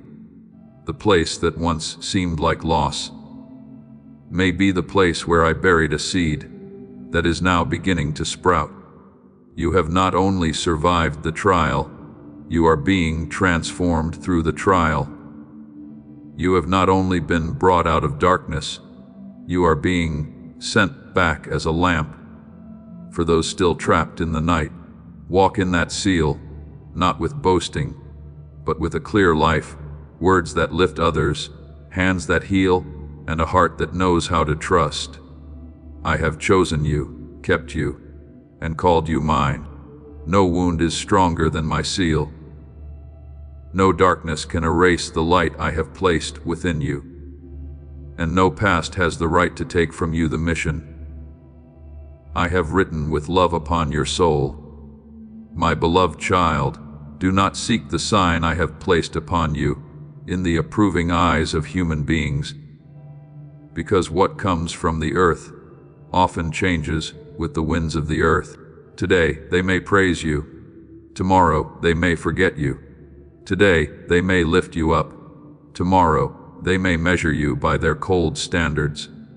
But my seal is not engraved upon a stage, not hung upon a title, not proven by applause or by the position you have attained. It is written in the secret place where you once wept and still did not let go of me, where you once did not understand and yet still said, Father, I believe, where you once passed through the wilderness and still offered thanksgiving even before you saw water before you. The Lord does not see as man sees. Man looks at the outward appearance, but the Lord looks at the heart. 1 Samuel 16:7. Therefore, the most precious thing within you is not what the world recognizes, but what I have seen and called by name for a long time. Remember David, my beloved child, when Samuel came to the house of Jesse to anoint the one who had been chosen. The sons who were tall, strong, and outwardly worthy passed before him one by one. But I do not choose according to appearance. David was still out in the field, tending the sheep in a hidden place no one thought about. People may have overlooked him. His family may not have called him first. But I never overlooked the one I have appointed. When the oil was poured upon David's head, the whole kingdom did not immediately applaud, nor did the throne appear at once. But in the spiritual realm, a seal had been placed upon him. You are about to enter your divine future. Remember that this message does not end with you. People can use your breakthrough to get where they need to go, through the link in the description or the pinned comment. Whether by buying a coffee, making a donation, or becoming a member of our Ko-Fi community, you can help this mission. By doing so, you are sowing into the awakening, deliverance, and restoration of souls who are still trapped in darkness. This is not poetry when Jesus says, "Give and heaven will open over you." Every seed you plant turns into oil for your destiny, fire for your calling, and safety for your family. Now is your time, my child. Have faith, and as you do, watch God multiply what you let go of. From that day on, my spirit was with him. Do you see? The true seal often begins in silence before it is revealed in life. So, it is with you. There are things I have placed within you, in the secret place. And even if others have not yet seen them, heaven already knows.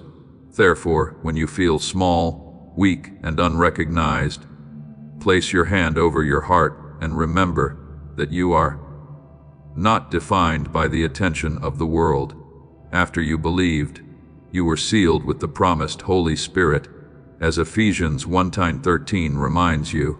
That seal does not fade because you have a weary day, does not grow dim because you pass through a season of doubt, and does not disappear because you once stumbled and wept in shame. I do not seal you with the ink of human beings, but with unchanging love. If today you tremble, that seal still remains. If today you do not feel strong, that seal still remains. If today you have only enough strength to call my name in a short breath, I still hear, because my love does not require you to shine brightly before I recognize that you are mine. That seal does not only preserve you, it also causes my light to remain around your life. When you walk in faith, a quiet radiance goes with you, not the kind of light that makes you boast in yourself, but the light that helps weary souls feel that there is still a way home. Let your light shine before others that they may see your good works and glorify your Father in heaven. As Matthew 5:16 teaches, you do not need to force anyone to believe through a strained voice. You do not need to prove grace through arguments. Live in truth, in kindness, in patience, and in love that has been purified. True light is not noisy, yet it has power to move the heart. A peaceful life amid chaos can speak louder than 1,000 speeches. A forgiving heart after being wounded can open another person's eyes to see that I am still alive and active. My beloved child, do not fear the darkness as though it has equal power with my light. Darkness is only strong when you forget to whom you belong. When you stand in the covenant, you do not walk alone. He will command his angels concerning you to guard you in all your ways, as Psalm 91:11 has promised.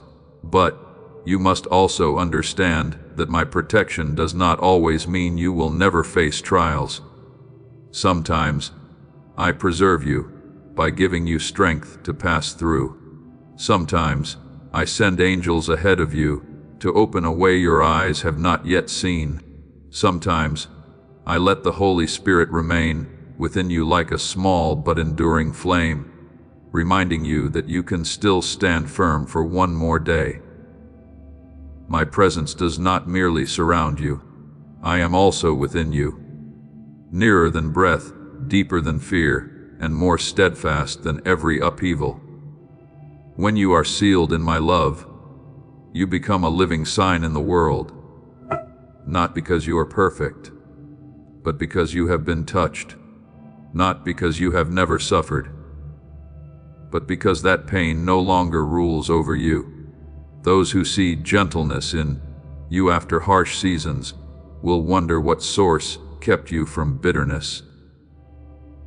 Those who hear your words of encouragement will sense that they are not merely beautiful words, but a stream flowing out from a soul that once thirsted and was given drink by me.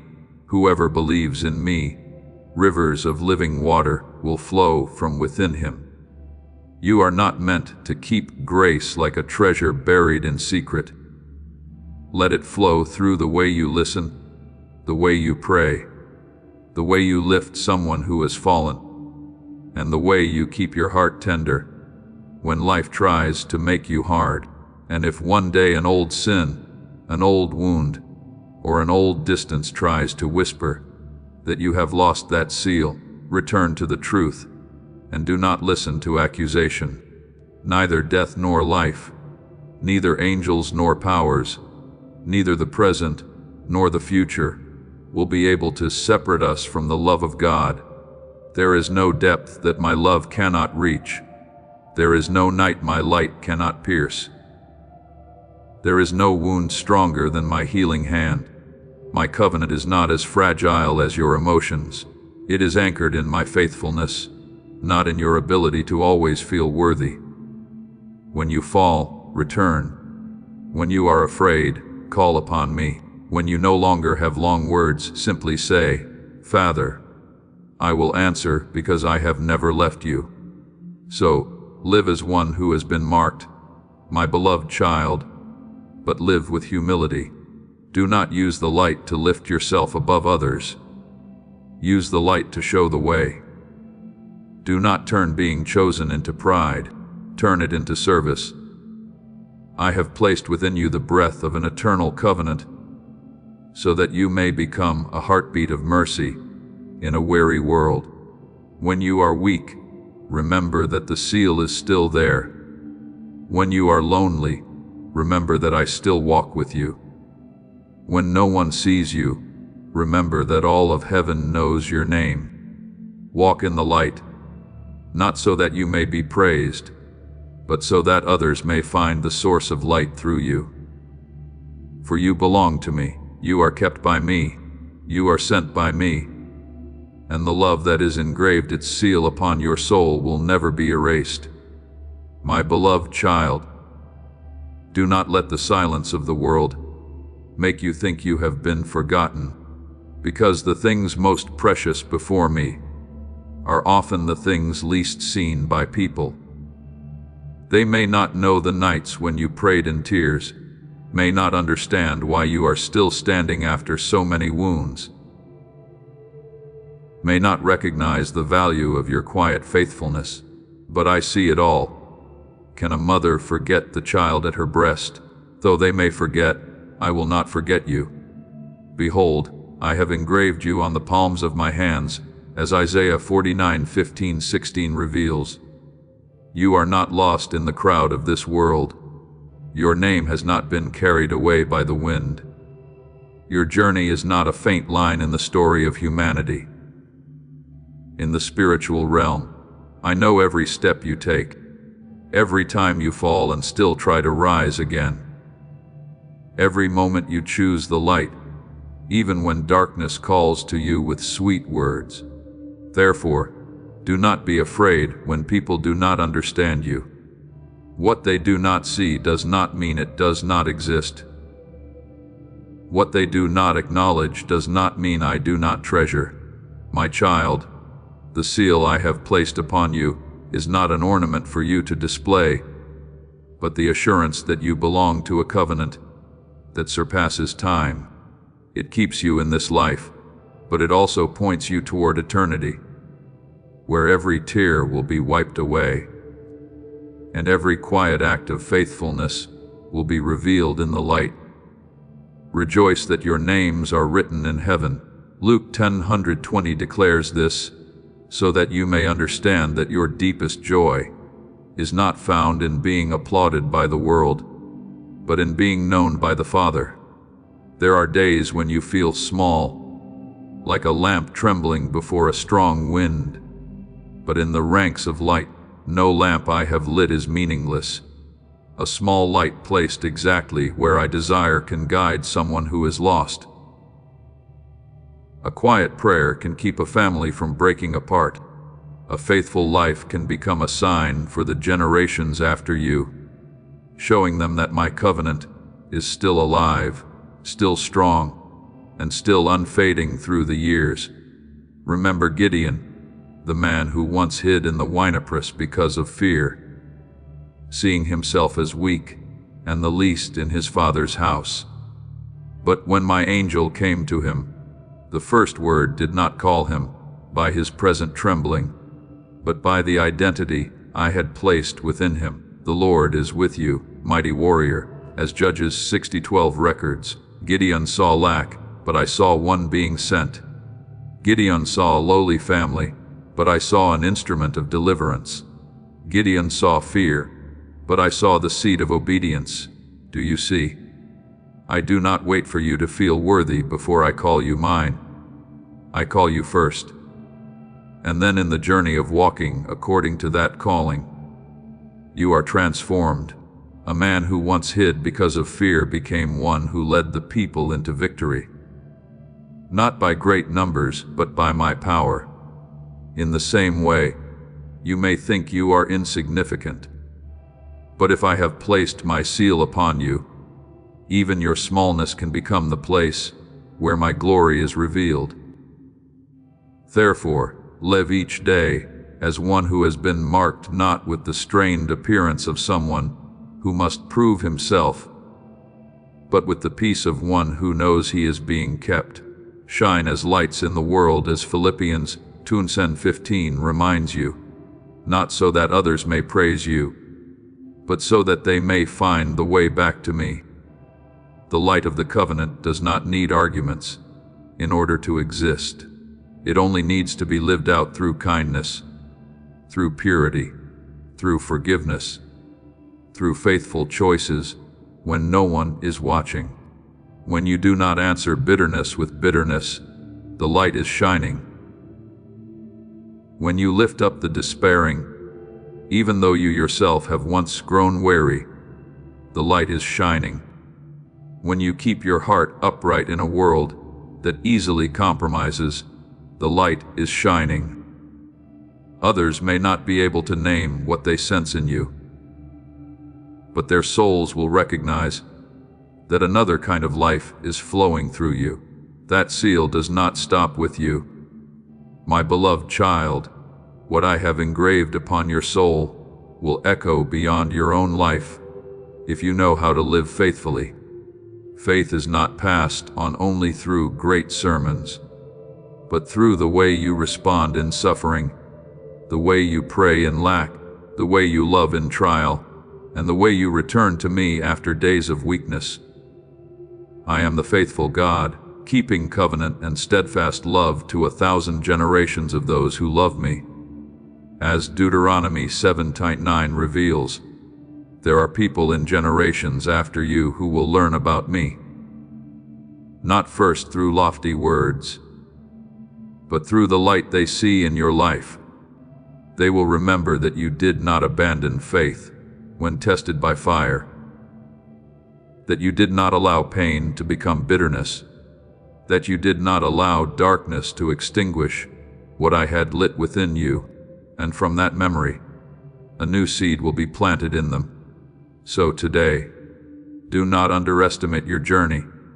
Do not say that you have nothing to give, because a heart that has been kept by me through storms is itself a precious testimony. Do not wait until you are perfect before you shine, because my light does not require a vessel without cracks many times. It is through the cracks that my tenderness goes out to touch others. Whoever believes in me, rivers of living water will flow from within him. As John 7:38 declares, let that river flow through your words, through your presence, through the mercy you offer to those who are exhausted. You do not walk alone. I go before you. I am with you. And I have placed within you the breath of the eternal covenant. Lift up your head, my child who bears my seal. Even if the world forgets, I do not forget. Even if others do not understand, I understand. Even if you see yourself as small, heaven knows your name. This covenant does not only shelter you in your limited days, but also leads you toward the light that will never go out, live as a lamp lit by the Father, without boasting, without fear, and without retreating before the deep night. For those who see the light within you will not stop at you. They will be led back to the source of light, where my love is still calling, still healing, and still carrying life from one generation to the next.